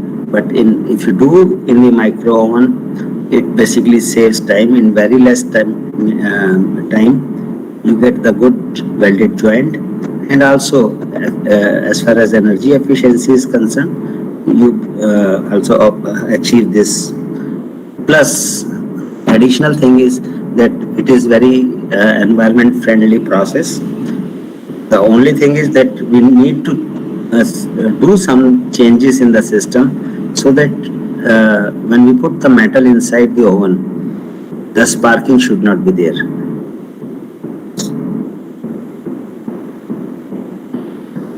We all knows microwaves are the electromagnetic waves. And what are the electromagnetic waves? Excuse me, sir. Hello? Can you please expand the slides? Miss, slides are expanded already.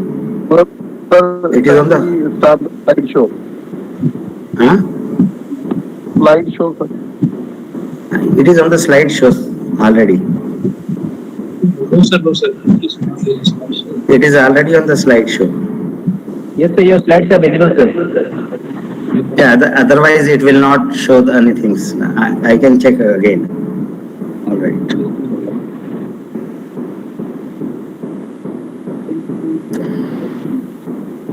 So electromagnetic waves, lot of noise is coming. It is a wavy oscillating disturbance that contains energy. We already know it is class 5th or 6th matter. These waves are formed when electric field couples with a magnetic field perpendicular to each other and in the direction of the wave.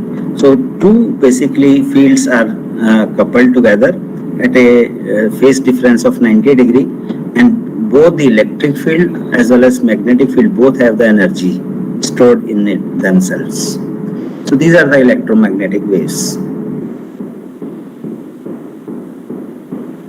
Microwave lies between the spectrum of the frequency. Sir, excuse me, sir. Can you please put it on slideshow, sir?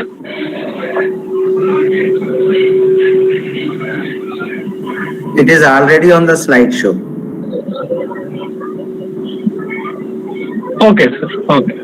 I don't know why you are not able to see it. If it is not in the slideshow, the hyperlink will not work. Hyperlink is working, that means it is on the slideshow. So please check your individual computers. Okay, sir.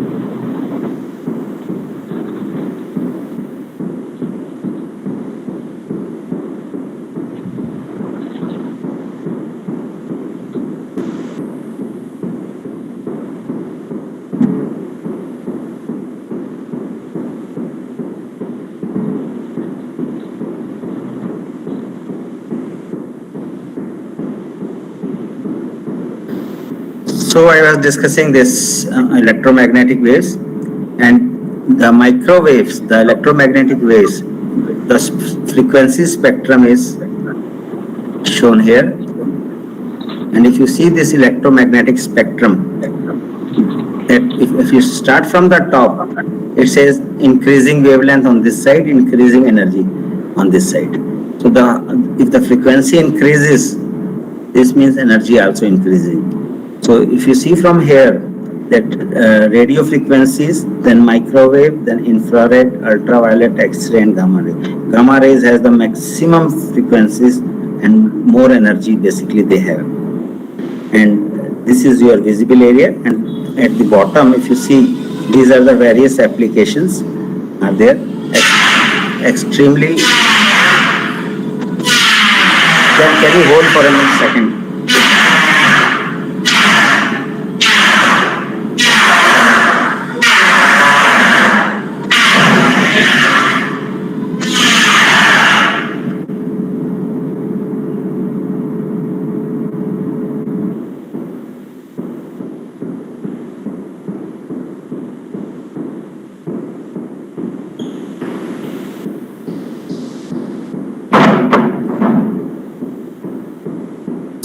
Sorry. No, sir, please. Yeah, actually some workers were outside, they were making noise. I'm sorry.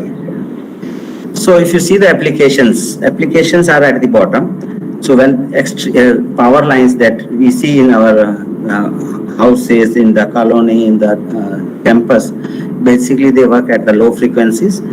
Radio frequencies are available in all the AM and FM radios. Then comes the microwave oven. Infrared rays basically we use in the radiant heat. Ultraviolet we use in the arc welding, etc. Then X-rays, everybody know X-rays, and gamma rays also in radioactive sources we use. So this is the frequency spectrum of the electromagnetic waves. Microwave frequency is in the range of 0.3 gigahertz to 300 gigahertz. In a vacuum, these are the characteristics of the electromagnetic wave. So the electromagnetic radiation propagates at a characteristic speed of the light. We all know the speed of the light. Hello? Yes. The slide is not visible actually. What can I do? I don't know. I have shared my slide. So, Sir, it is visible, sir. So, but I am not able to see, sir. Sir, I am also not able to see the screen.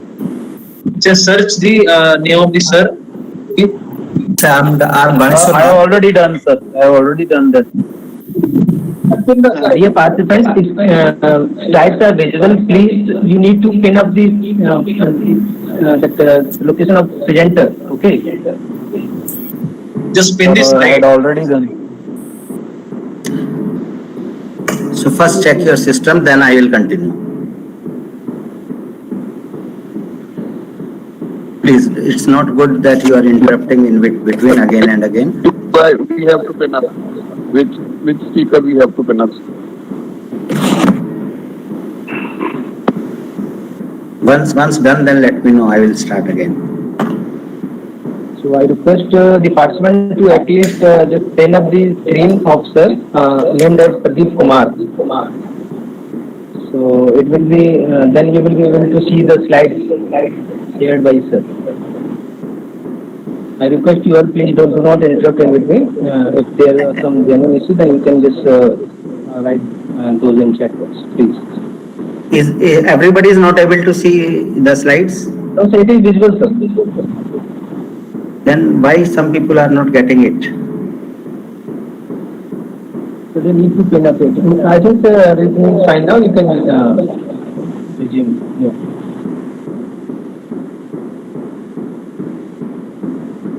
Everybody is writing slide not visible.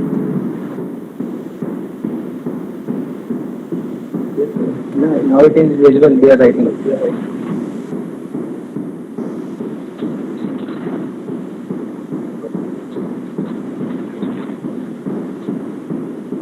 Okay, should I go ahead? Yes, sir, please. Visible. They are writing now. It is visible. Yes. So I was basically discussing about the electromagnetic waves, and I had told that what electromagnetic waves are and what are the frequencies of electromagnetic, or that is basically microwave frequencies in the range of this. I'm again showing you the spectrum that microwaves basically lies in between the radio and the infrared rays. Okay. The speed basically they propagates at the characteristic speed of the light in the vacuum. There are some pioneers in the electromagnetic wave research, and way back in 1832, the Michael Faraday basically he first observed the phenomena, electromagnetic phenomena, with the wave motion, sound and light.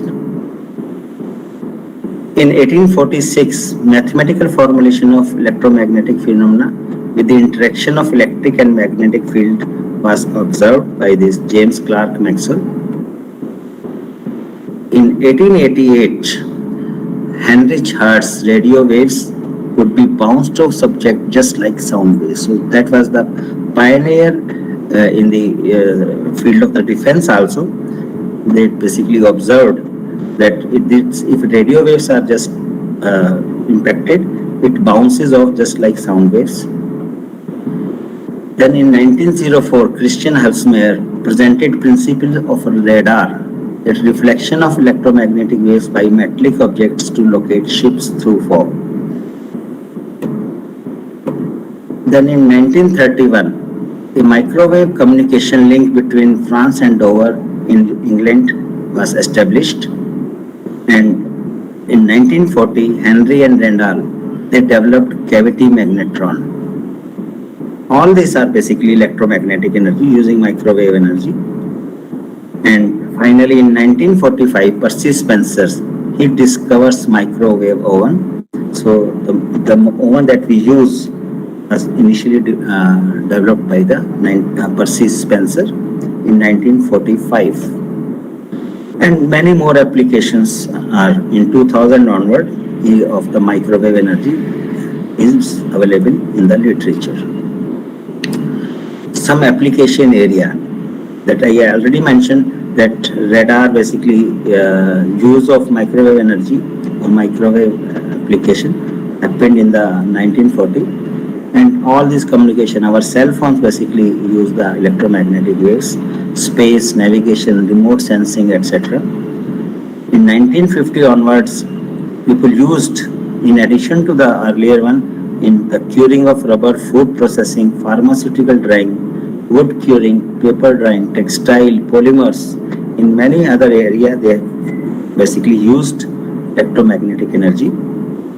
In 1960, low temperature application also has been reported, and that were in the area of analytic chemistry, biochemistry, pathology, and in medical field. 1970, they basically high temperature applications, that is ceramic processing, material synthesis, sintering, coating, melting, basically was application of this microwave was in this area. In 1990, processing of non-oxide ceramics, tungsten carbide, cobalt, silicon carbide, etc. was reported. And 2000 onwards, it was reported the application in the area of metallic material processing, melting, steel making, brazing, joining, surface modification, drilling, etc. All these applications were reported in the literature. That already I mentioned, microwave processing of materials was studied intensively in 1970 and 80. So the application in the metallic field or in the materials, whether it is I am just giving the general name material. So because earlier it was not in metal, earlier it was in the area of material, that is non-metallic materials like polymers, ceramics, etc., glasses. Microwaves have been effectively and efficiently used for the process of ceramics, as already mentioned, and ceramic composite materials. Metals were earlier considered not viable to process because if we all know, if we put the metallic thing in the micro oven, so the sparking will be there. So they were not considered. Why they were not viable?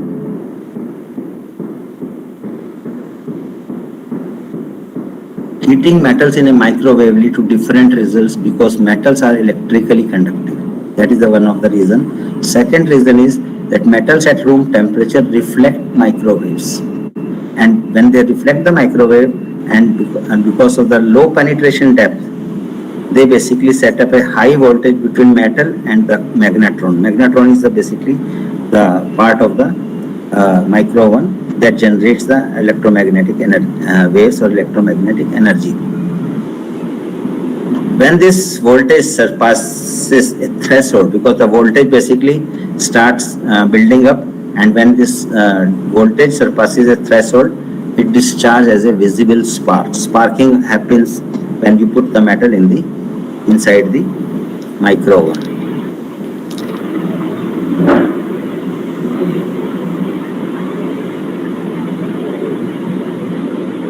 All right.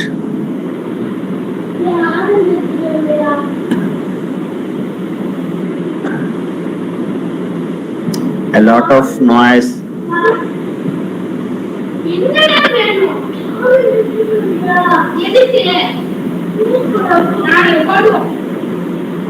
Ravi Kumar, Ravi Prakash. Yes, sir, we are checking, sir. We are checking, sir. A lot of kids' voice are coming in between. Yes, sir, I am checking, sir.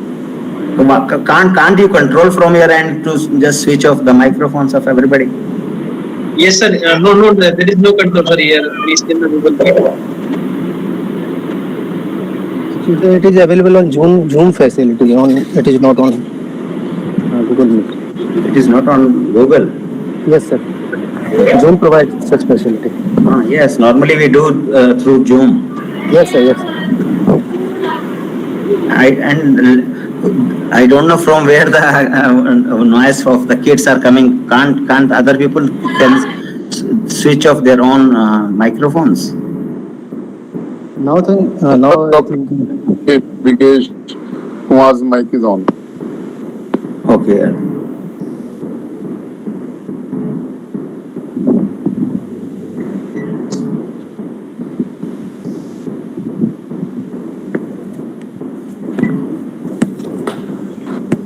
It's okay now, sir. You can continue, I think, sir.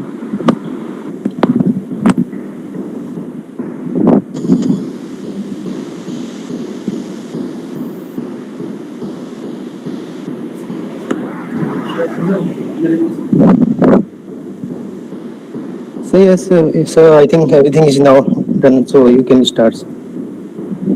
So you might have seen the video. Hello? But sir, your slides are not changing, sir. My slides are not visible again. Visible only introduction slide, introductory slide is visible. It is not changing, sir. When you are, I think, you are changing the slide, it is not. I don't know what's happening. Which slide you are seeing now? So introduction, introduction. Only. Yes, sir. Yes. I'm starting again. Okay, sir.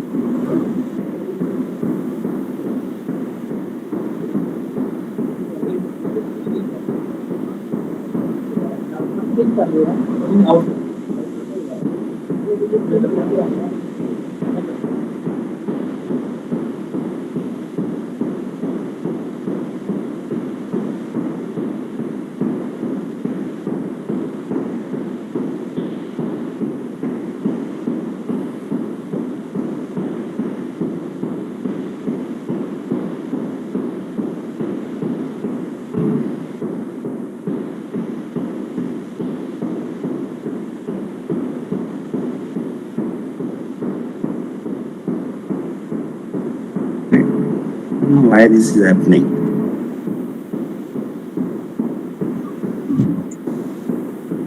Now can you see it again? Again I'm asking. No, sir. No, sir. You are not able to view. The slides are not going. Can you see my presentation? Yes or no? No, sir. No, sir. No, sir. So we were not able to see it from the last 10 minutes approximately.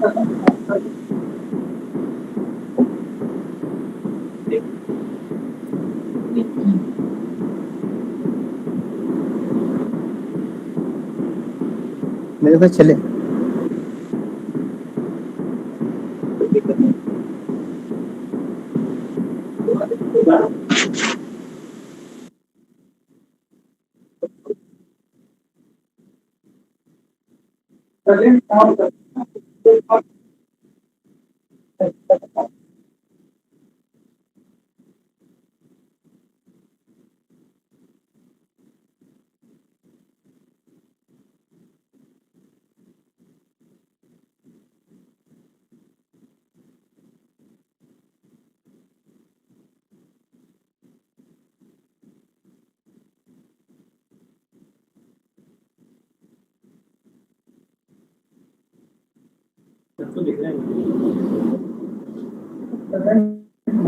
So you can share your screen by clicking on present now option.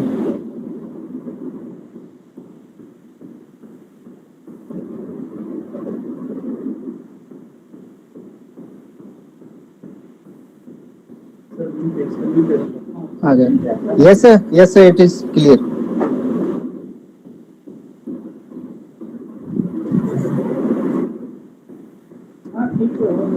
Yes sir, it is visible now. I hope all of you are able to see the PPT. Yes, sir. Now we are. Yes, it is visible now. Yes sir, it is visible.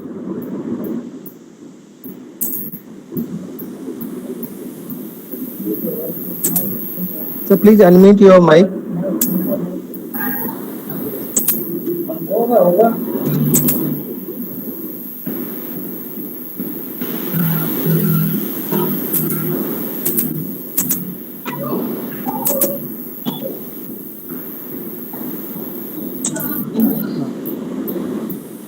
So please unmute your mic. Your slides are visible now.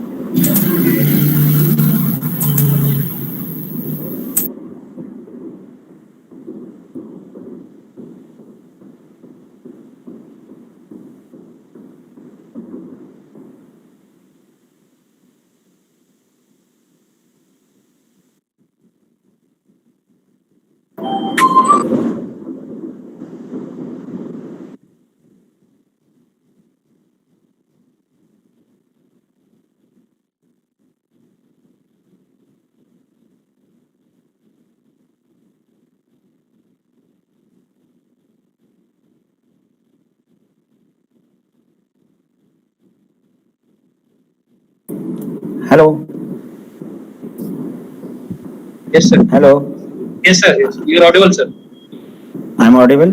I'm Yes, sir. asking, should I continue from the start or should I No, start no, so in between, from where I left? yes, Where I you left. left, you can start from there. Okay. Yes. क्यों किसी की slide पे?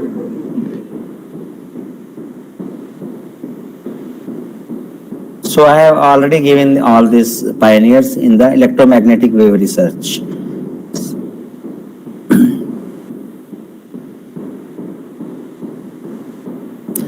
So I also mentioned the various application area starting from 1940 onwards.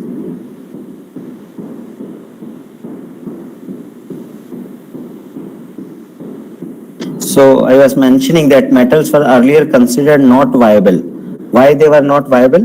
Because of the reason that microwave energy, basically when it interacts with the material, it basically reflects back because they are electrically conductive, and at room temperature it reflects microwave. Important point to note that at room temperature it reflects. So that was one of the key that basically strike to our research group, that when at room temperature there is a reflection of microwave in the metals. And it, because when the reason was due to the low penetration. I will tell you what low penetration is there. Setting up a high voltage between the metal and the magnetron, and when this voltage basically increases and surpasses a threshold, it discharges a spark, a visible spark is there, and it spoils your micro one also. Recent literature also indicates that it is possible to process metallic material under certain conditions. So that basically from the literature we observed that two things, that at room temperature it's not possible, and at another important point was that up to certain depth, and also people have worked on this area. Then what are the features? Material can be heated. Heating features, microwave. Energies, I told you, electromagnetic energy. The heating features basically are that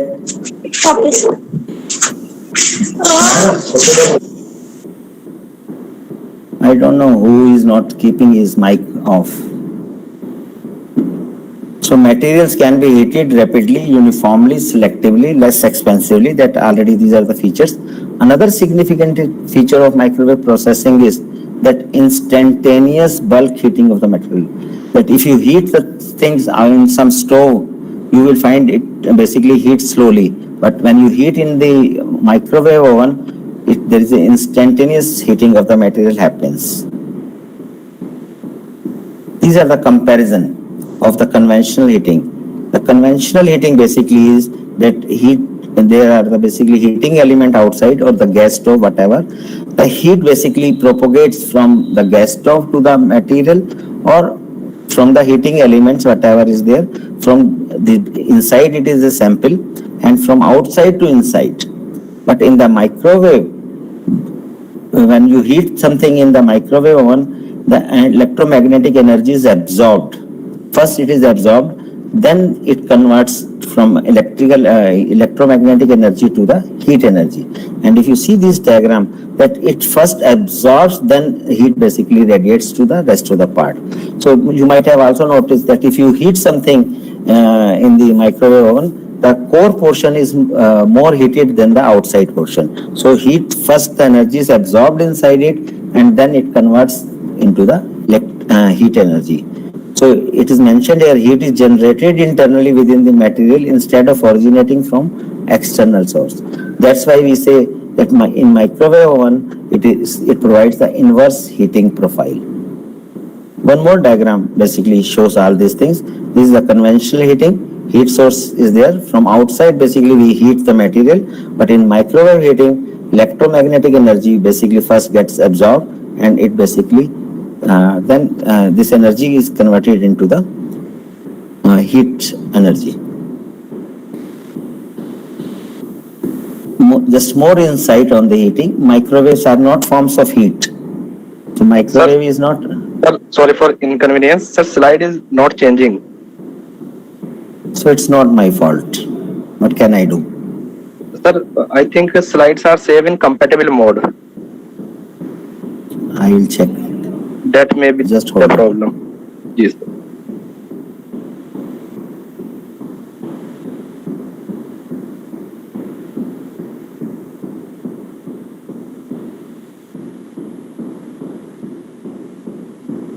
Just hold on. Yes.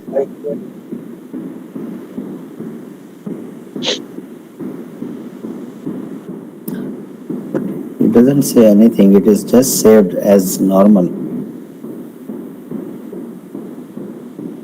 I will save in different name.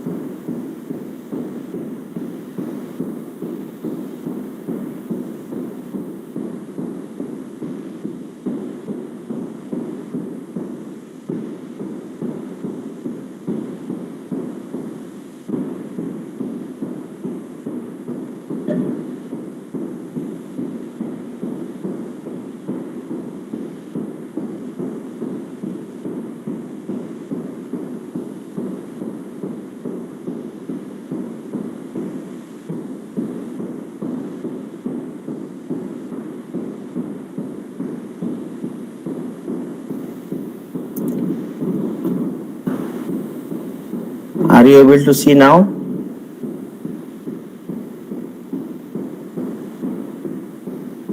Yes, sir. It is visible now. Now, question is that whether you are seeing it? Yeah, we can able to see the PowerPoint, sir. It is visible now. No, not only visible, whether you are able to see the changing of these slides. Somebody said, It is showing microwave heating. yeah, yes, fine. Microwave heating features. No, microwave heating, and it is showing the tabular column of frequency, wavelength, and the area permitted.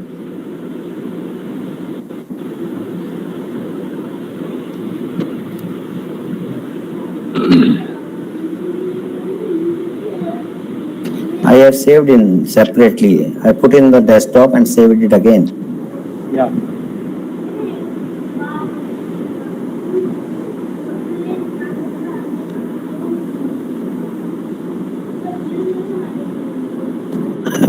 Cancel.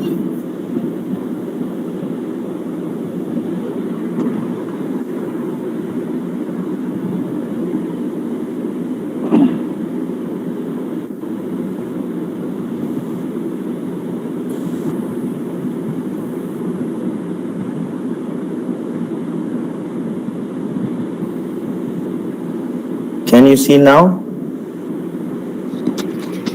Yeah, slide number. I didn't know the slide number. Microwave heating only. Still, it is showing microwave heating. Yes. It is showing the microwave heating. Okay. Please inform me when you find any difficulty. Okay. So microwaves are not the forms of heat I already mentioned. The other form of energy that is converted into heat energy. Most common microwave frequency used for material processing is 2450 megahertz. It is not in our hand. See, if you see, can you see the table?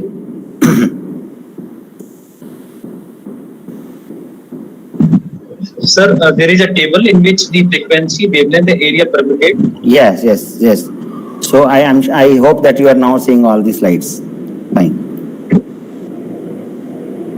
So this microwave frequency is 2450. If you see this table, the different frequency as mentioned 896, 915, 2450, and wavelength is also mentioned, and area basically permitted Great Britain because it is a common consortium. They decided that who will use which frequency. So other parts, including India, we are permitted only to work on these frequencies. We cannot basically change the frequency whenever we are using electromagnetic energy for any application in India.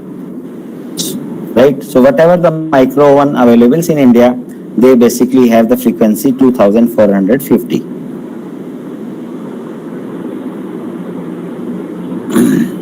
if you see these two figures at the bottom, the right side figure basically represents that transparent, absorber and opaque. So the second part that he absorbed, there are some material, they absorb the electromagnetic energy, like your food, like ceramics, they absorb it. But some material basically are opaque, like metallic material. So with the moment the electromagnetic energy comes to the metal, it basically reflects back. So no energy is being absorbed. So once energy is not absorbed, so it cannot be converted into the heat energy. Another third type of materials are the transparent, that when you just put the electromagnetic waves, so it basically passes through, like your walls, quartz. So when you put the electromagnetic energy, it passes through that. So the three type of things are there, and that's why I have written microwaves interact with materials selectively. So depending upon the properties of the material, either they observe or they absorb, either it passes through or it basically reflects back. And this basically depends upon microwave material interaction, depends upon the dielectric property. Dielectric property is a material specific property, and this property basically tells us that how much dielectric losses are there when electromagnetic. Hello? Hello? Yes, sir. Yes, sir. Yes, somebody said something in between. So this when magnetic energy is there on some material, some dielectric loss happens, and this loss determines the ability of the material to convert the electric energy to the heat. So that basically dielectric loss basically is the property of the material. Higher the loss, higher is the interaction, means more is the heat generated. So that is how microwave interacts with the material. I am not focusing again on metal. I am talking in general material, right? This is basically the expression that represents energy absorbed by the material. And if you see the expression, this expression, everything is fixed. Resonant frequency, that is fixed. Magnitude of electric field, that is also fixed. Only important is the dielectric loss factor. That is a material dependent thing. So from here, one conclusion that we can draw, one basically we noticed in the beginning that metal interacts differently, and at room temperature there is a electromagnetic energy reflects back at room temperature. Another is that dielectric loss factor plays a very important role in the microwave material interaction. So that was the second clue that given us that material dielectric loss factor, and depending upon the material, the energy absorbed, how much energy is absorbed, how much heat is basically energy converts to the heat energy. Another feature basically is that the ability of the material to store and convert the magnetic energy to heat is determined by permeability and magnetic loss. So again, the material has these property, permeability factor and magnetic loss respectively. And if you see this formula that basically tells us the depth of skin depth, means up to what depth microwave energy is absorbed. Like in metal, that skin depth is very less, that's why basically it reflects back. And if you see this formula, that the skin depth basically is a depth up to which the energy is absorbed. In metallic material, the skin depth is almost negligible, that's the reason it reflects back and the sparking is happening. Again, if you see that at the bottom, that absolute permeability and relative permeability. These two things basically, first one is fixed. Second one basically is that dependent on the temperature at which. So that gives the hint that suppose if we preheat the metal, and then put in the micro oven, whether our skin depth increases. The idea was we need to increase the skin depth so that our microwave electromagnetic energy gets absorbed into. The higher the skin depth, the higher the absorption power. So we tried that also. We just heat it outside and then we put inside the micro oven, but it did not work as per our requirement. What is microwave hybrid heating? That already I explained it. Again, I am saying direct microwave heating is not possible in metals, only for ceramics and non-conductive material. But microwave hybrid heating for metals, which are mostly reflector of microwave but become absorber of microwave once threshold temperature is reached. That basically is the idea of the skin depth. So at room temperature, they are reflector of microwave. But if you increase the temperature by any means of the metal and then you incident the electromagnetic energy, basically it becomes the absorber. That's what it says, but become absorber Sir? of my. Yes. Sir, so Yes, please carry on. Hello? Hello? So your voice is coming, but no, you cannot see the slides. What to do? My system says everything is okay. Sir, for that there may be the option once leave the meeting and then rejoin with the new PPT, which you have said in normal mode. I have saved in normal mode. Can't you believe me? Huh?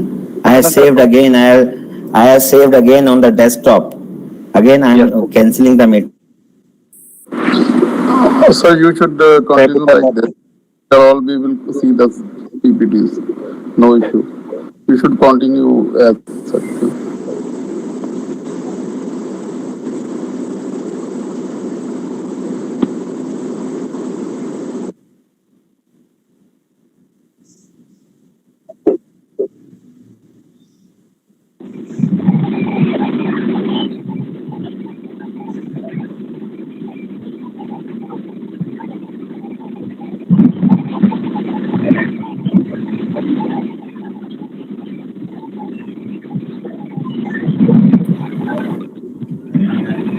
Please off your mics. I am requesting you all, please off your mics. Server region again. Please. I am requesting, please. Naveen Kumar M. Otherwise,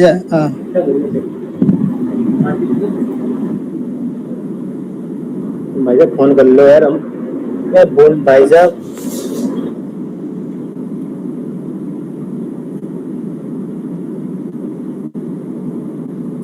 Yesterday I did all the same thing I am doing. I don't know what's happening today.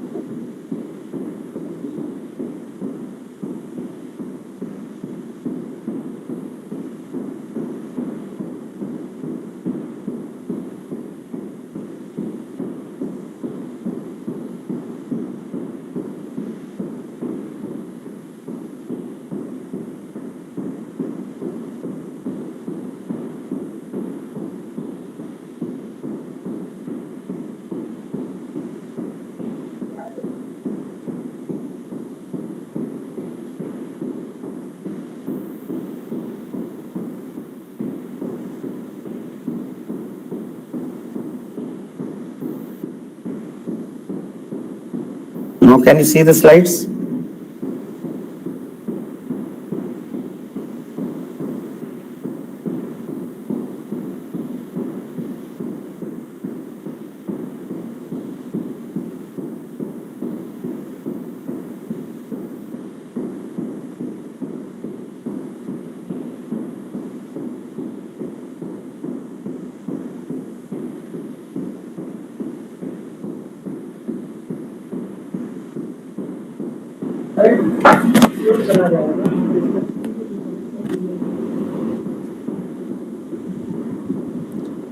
Can you see the slides now? Yes, sir. Yes, sir. Some people say yes, sir. Yes, sir. Yes, Now sir. visible. Yes, Now sir. visible. Now slides are visible, sir. All right. Can you listen me also? Yes, sir. Yes, sir. Please, sir. Okay, good. Yes, sir.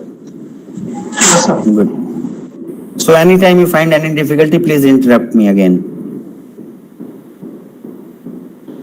So I was talking about this skin depth phenomena, and the idea here was that at room temperature, this metallic material are unable to absorb the microwave energy, and the idea is that the skin depth basically is less, and we need to increase the skin depth, and that is why we say it is a microwave hybrid heating. Direct heating is not possible in metals, but for metals which are mostly reflector of microwave become absorber once threshold temperature is there. Means if we preheat it, if we develop a mechanism within the micro oven such that it becomes preheated, then it starts absorbing the microwave energy. See this is a setup. And if you see this setup, these are the two pieces. This hatch lines, diagonal hatch lines, these are the two metallic pieces we are trying to join as a butt joint. And in between the gap, basically we put the same metallic powder, whatever the material was there, the same powder we have put inside the joint. And if you see that at the top, this portion basically is a suscepting material. Suscepting material is, so I am not telling you the name. Suscepting material basically is absorber of the microwave. You can say suppose the ceramic. That if you put the ceramic here, they are the absorber of the microwave energy. So once they absorb it, so once microwave energy is absorbed, it basically that energy converts into the heat energy. And if you also notice, the center portion of this metal and the powder also have this suscepting material. So when it absorbs the energy, the heat is basically transmitted bottom, and this much portion only gets heated. The black portion here, that represents the insulating material, means that totally reflector of microwave energy. So means wherever the black material is there, means microwave energy is not getting inside, and even the heat also not getting. Whatever the heat is being generating through the suscepting material, that is not transferred. The idea is we only want to heat that much portion of the joint, base metal, and the metallic powder that we put inside. And when we put the electromagnetic energy, so what is happening here, you notice that this basically portion, it basically the heat is coming from a top and it is preheating this. So once this portion is preheated, electromagnetic energy starts getting absorbed in the center portion. More detail in the next slides. And if you see this mechanism of joining, so at room temperature, this is some metal. At room temperature, the microwaves are incident and it is reflected. And if you see this negligible microwave absorption, and delta 1 is the skin depth. So that is at room temperature, delta 1 is like that. But if you see the second figure, that at the bottom, if you see at T equal to T basically is the elevated temperature. And this elevated temperature is greater than the room temperature but less than the melting point. So when the material is preheated, the skin depth increases. From delta 1, it becomes delta 2. The moment the skin depth increases to certain extent, the microwave energy, some of the microwave energy gets absorbed. Not all the energy, some of the energy gets reflected and some of the energy gets absorbed. And once this some of the energy get absorbed in the metal, that basically is the things that we wanted. So once energy is absorbed, it converts into the heat energy. See here. So we have put copper here, and these are the in between gaps. Some metallic powder is there. Correct. And when metallic powder absorbs some of the energy, they get fused. they get fused. Interface powder particles are there. So when some of the energy is getting absorbed by these powder particles, so this basically they do not melt, but they get fused together. See here, powder particles bonded to bulk's interface. So they get bonded to the surface, particles melted and fused together. So this is how basically the joining happens.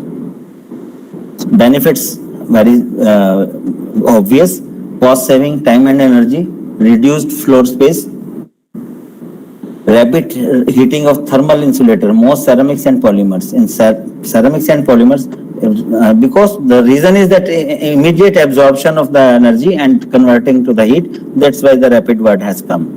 Precise and controlled heating is possible. Selective heating is also that in the welding that I told that only the center portion we heated. That's why I am saying selective heating. Volumetric and uniform heating due to the deep penetration of electromagnetic energy. Reduction of all these hazardous emission, means pollution, etc. Environmental benefits are there that already I mentioned. Environment friendly, again the repetition. And these are some of the experiments that we have done it. This is the micro oven we have used. Okay, it was LG brand. Frequency this much. Exposure time we can vary, as in the household micro oven. Exposure time we can vary. The power was 900 watts. What we did, we joined commercial grade copper, interfacing material copper powder. Exposure time we kept 210 to 300 second. Powder size 5 to 40 micron we can change. Applicator basically that is standard. We can't change these settings in the beginning. These are the basically results that if you see here that how these two pieces of copper joints very finely joined by the things. On this side if you see the circular workpiece we joined by this system. These are the some microstructural things that we have noticed. That if you see here, this is the weld interface, fusion zone is there, and all this some porosity is also there, etc. So we also went for the microstructural analysis. Even the hardness also we observed that if you see that different things, that this is the base metal joint region and other things are there. This is base metal. This is basically the joint region, joint interface, and this is the joint region. And we observe the porosity as 1.92%. We also went for the bending property, flexural properties. So this basically the joint that we have produced, microwave joints without visible cracks. If you see the top two. But bottom basically we welded through the TIG joint. We just compare the microwave joining with the tungsten inert gas joint welding process and see the flexural properties are better in the microwave joining. I am not saying that TIG is worse. Every welding operation, every operation has its own merit or demerits. But we are just comparing some properties with the microwave joints and the TIG joints. These are the observation. We compared these are the properties of the bulk material, basic material, then microwave and TIG. And if you notice that ultimate strength in this copper joints was higher than the TIG joints. And another important thing is the percentage elongation was higher than this thing. Third is the bending strength was higher. So the question here is, I am not, please make it a point, I am not, by this comparison, I am not saying that TIG is not a good welding process. But what properties we have obtained, we compared with. Means is a comparable joint with a comparative strength we can obtain through the microwave joining. These are only the copper to copper, same metal joining we have done it. Then we thought, okay, let's have for the stainless steel. So we did this joining for the stainless steel. Suscepted material we have used the charcoal powder. Charcoal basically absorbs all the microwave energy and it becomes a source for the preheating of the metal. And once the metal is preheated, your skin depth increases. Once skin depth increases, partial energy is getting absorbed and partial energy is getting reflected. So these are some of the properties, and these are basically the photograph of the joints that we obtained through the microwave energy. This is a stainless steel joint. All these properties that we also mentioned, measured, that is the base metal, weld region, etc., the hardness, etc., porosity basically. Earlier it was in copper, it was 1.07%. Now the porosity is 0.78%, 0.78%. We again compared the properties with the TIG welding, and almost the ultimate tensile strength is almost same whether you go for the microwave or the TIG welding. Bending strength, basically, if you notice in the earlier case, in the copper case, the bending strength was higher than the TIG welding, but here it comes lower. Then the third thing we did, microwave joining of the pipes. So basically, this we started whether it is possible to join the pipes, because we got some project from the Saudi Arabia, because the gas and the crude oil, they basically supply through the joint, through the pipes. And in the entire network, somewhere if some pipe is broken, it's very difficult first to identify where the pipes are broken. If they find it, how to join those things. So we thought that if we just put a little focus, small microwaves, we generate the microwaves, probably we can weld the pipe right at that point. So we thought that way. So then we thought feasibility of joining the pipes. Again, we have used the similar type of microwave ovens, and we have taken the mild steel pipes. Joining powder, interfacial powder, we have taken nickel. Purity was 99% and size was the 40 micron. These particles we basically binded using the epoxy resin so that they are not flowing here and there. And this is a microwave, and this is the arrangement we did it. If you see here, that this is the masking material, lower masking material. Masking material means it is not absorbing the things basically.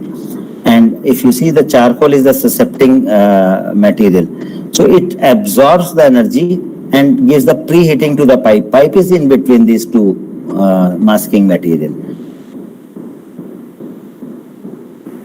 This is a schematic diagram. If you see here, that this is a pipe. Basically, we are joining the pipe at this portion. One piece of pipe is here, one piece of pipe here, and susceptor material we put around the pipe. Susceptor material we put around the pipe, and the purpose of susceptor is to preheat it.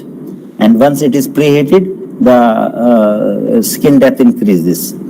So this basically we did it, and these are the pipes that we joined. Although some of the pipes we could not join correctly, but still it gives the feasibility that we can join the pipes also. And see the features here. Effect of exposure time on mild steel pipe. If you see, notice here that this E portion, we had used 600 seconds and it melted the entire system.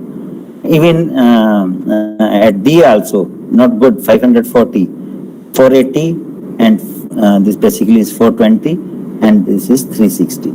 So better joint we observed when the exposure time was 360 seconds. So that was another feasibility we did it. We also, one of them, our student has done PhD on this, and they have done basically the drilling of metal by using the microwave energy. Another student, Amit Bansal, they have done the cladding of this coating application by using microwave energy. So both students have done successfully the coating also, as well as the drilling of metal powder using the microwave energy. A lot of other works are being conducted at IIT Roorkee, like the casting and making composite in the microwave oven. So it is a novel technique, is already. So this is all about my today's lecture, and I just wish you that you stay safe and healthy. You may ask the questions. We have time. Sorry, we had the interruption, lot of interruption in between. That basically demotivated me also. It might be, sir, due to some network or connectivity issues. So I don't know. I don't know. Yesterday it went very well. yeah, it was good, sir. I don't know why. It's okay. It's okay. Yes, sir. Yeah, you can ask the question. Yes, sir. If anybody wants anything, please. So I request the participant to ask their queries, or either they can write their queries in the chat box, because as I'm seeing here, no query is being written by the participants till now. So even they can. If some of the slides you want, I should repeat. I can repeat. No problem. Sir, I think you have completed from the beginning to end. So I request the participants, if they have some queries, then ask, sir, please. So my question is that while you are joining in the pipe section, Yes. so you are having one hollow inside that pipe. So Yeah, pipes are hollow. Yeah. hollow part is how it is been get not exposed to this heat, and how this welding section is being done. How you are So it is basically exposed. All the parts are exposed. I'm showing the slides again. This is the basically, if you see the things, the pipe basically, if you see the diagram, this pipe basically are fitted here. One portion here, one portion here, and around the pipe we put this susceptor material. The objective of the susceptor material is that they absorb the energy and then converts to heat. So once this susceptor material all around the pipe, they absorb it, the heat is basically transferred to the pipes. So once the heat is transferred to the pipe, what happens? Because the powder is also in between. Powder is also in between the two pipes. Correct? So when powder is there, so they got preheated, and the moment they got preheated, they become the absorber of the electromagnetic energy. So once they become absorber, sir, please continue. those powders which has been in between this the two pipes are there, so that will not enter to the hollow part. That will be it will be fused, because just it is put on the surface, on the you can say edges of the thing. Okay. I understand your question. You are saying that if powder is there, so it can go inside and can stick to the inside surface. Am I right? Yes. So, no. We are taking care of that. We put the annular ring so that it only sticks to the thickness part of the pipe. Okay. Thank you, sir. Sir, another query is asked by Dr. Viral. He is asking that microwave is same as we use at our domestic places. Yeah, same. I have shown you that sparking happens. One video I have shown you. It is the same. If you see the slides also. Okay. If you see the slides also, see, this is the micro one. That's normal, same micro one US. Okay, sir. Thank you. Sir, Neeraj Kumar Bhoi is asking, what is the amount of charcoal taken during microwave hybrid heating process? Amount of charcoal. What is the amount of charcoal? Yes, sir. That is just by means the idea is that we need to cover this portion. We need to cover the joining portion in such a way that there is no direct microwave energy is going to the metal. If it goes direct, the sparking will be there. So we need to cover the center portion in such a way. Amount is not an issue because charcoal is very cheap. So that there is no possibility of microwave energy directly hitting the metallic things. Because once it is directly hitting, it will sparking will be there. That's why we cover the center portion in such a way that First preheating is there, then it's okay. So that's the point. Okay, sir. Thank you, sir. Another question by Ashwani Kumar Chauhan. He is asking what may be the temperature range in case of this joining technique? Temperature range of what? He has written like this only. What may be the temperature range? I think he just want to ask that during the joining process, No. what is the temperature? Yeah, actually, the temperature range depends on the material that you are welding, you are joining. So it is certainly less than melting temperature and more than the room temperature, where the material get fused. Okay, sir. I think most of the queries been covered, sir.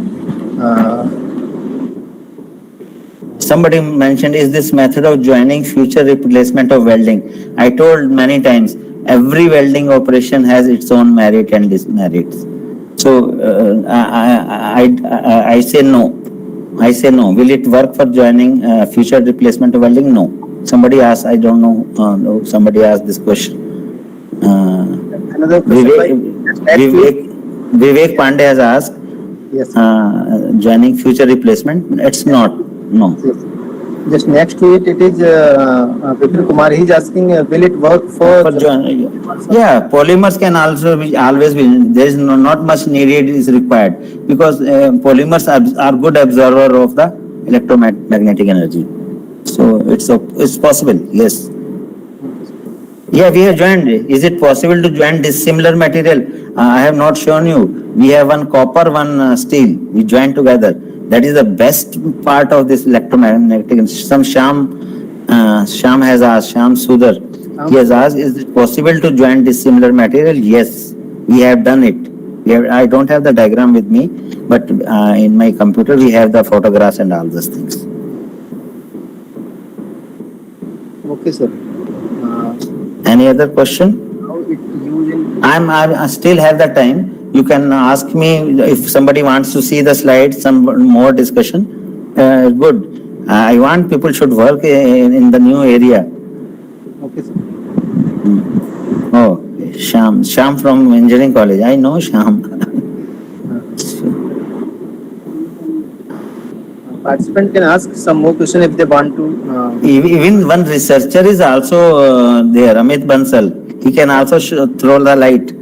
Amit Bansal has done a lot of work on this. He's my PhD student. He is in the session, sir. Yes, sir. Yeah, so he can tell more than me. Yes, he's replying also. Yeah, that's why I'm saying he's the boss. He's the boss in this area. So Vinayak Malik is asking, what are the masking materials? Masking material.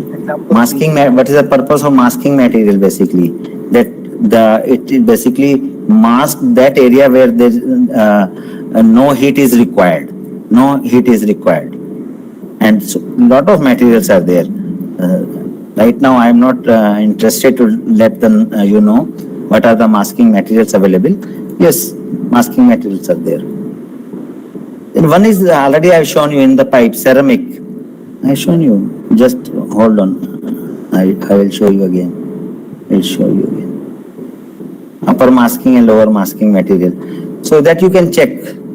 Because of some those issues, what I am saying, the patent issues, I am not able to. I'm not in a mood to tell all those things.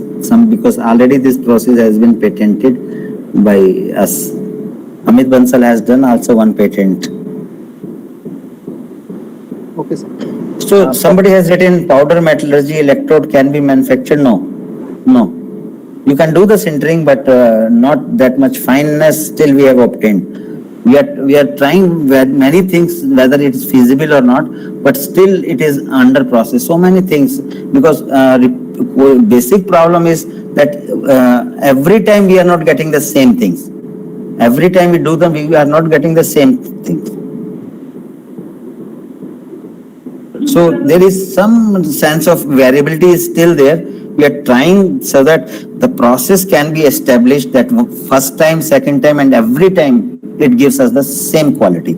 So we are trying to do all these things. But yes, a lot of things are feasible, but we have not done yet on the making of the electrodes. So another query is as ferrous and non-ferrous metal can be welded using microwave energy. Yes, we have done it. I told you, one side steel, one side copper. Yes. We have done it. One of our master students have done it. What is the maximum temperature microwave energy can be produced for joining ferrous material? It depends on how much exposure time you are giving.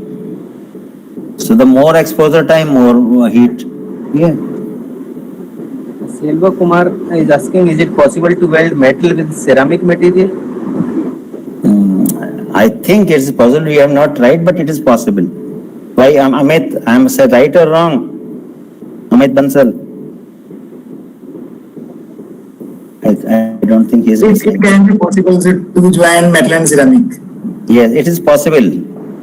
But we need a sophisticated microwave in which an atmosphere or vacuum is possible. In conventional microwave, it is not possible. Right. Because basic problem is with us and with the Indian system is that frequency is fixed. We cannot change the frequency. So we have to take the special permission from the army and defense and the ministry. We had it. We developed through the BARC. Amit Bansal was working on BARC project, and we could get the microwave where we can change the frequency, but it is a very long process to get it done because it is the country to country frequencies are fixed, so it can be used for misuse. It can be misused for other operations. So that's the reason that we can see the effect of changing the frequency. Anybody else? Yes, sir. Another query is, what is the threshold temperature for aluminum and titanium above which it starts absorbing microwave energy? Means that you are asking the skin depth. Yeah, it is not exactly we measured, but certainly more than 100 degrees centigrade. Because we tried preheating outside, but it is certainly more than 100 degrees centigrade. But we have not measured it. I can't say, I can't basically lie on this, but certainly more than 100. Yeah. Because everything happens inside. Everything is happening because you cannot put the thermocouples also just to check the temperature, because by the time it preheats, it starts basically fusing together. The process is so fast in welding. If you are taking 20 minutes, 10 minutes to do the things, it basically happens in seconds. So that's the reason. So we tried it, but our all thermocouples gone waste. Okay, sir. One more, I think it is the last query. If we compare the strength perspectives of microwave welds with other welding processes, it having high strength. Please repeat.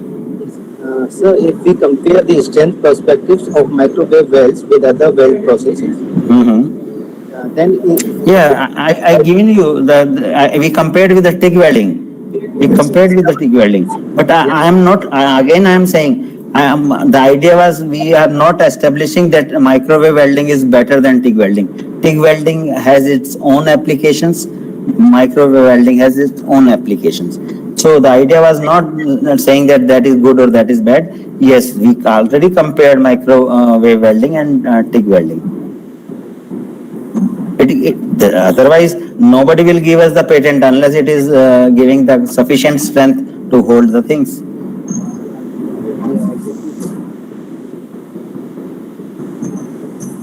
I think all the queries you have covered, sir, and I think we can complete the session over here.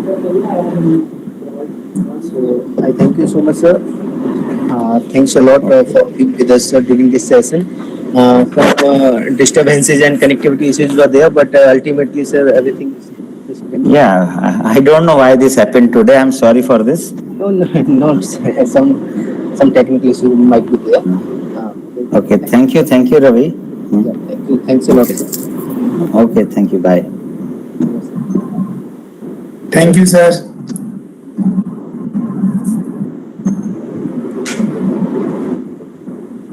Ravi sir. हाँ Amit. Sir मेरे को certificate कब मिलेगा जब मैं पहला course लगाया था? और actually we are just doing phase by phase. Okay, phase 1 के अभी निकल गए, फेज 2 3 अभी रहती हैं, तो we are in the process, आ जाएगा। Okay sir, okay, thank you sir.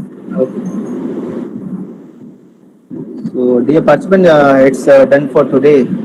So, we will have our tomorrow session at 10 a.m. sharp. Professor Ayur Dixit will deliver his expert talk. Okay. Okay, it is done for today. Thank you so much for being with us and being patient throughout. Thank you for your cooperation. Thanks a lot.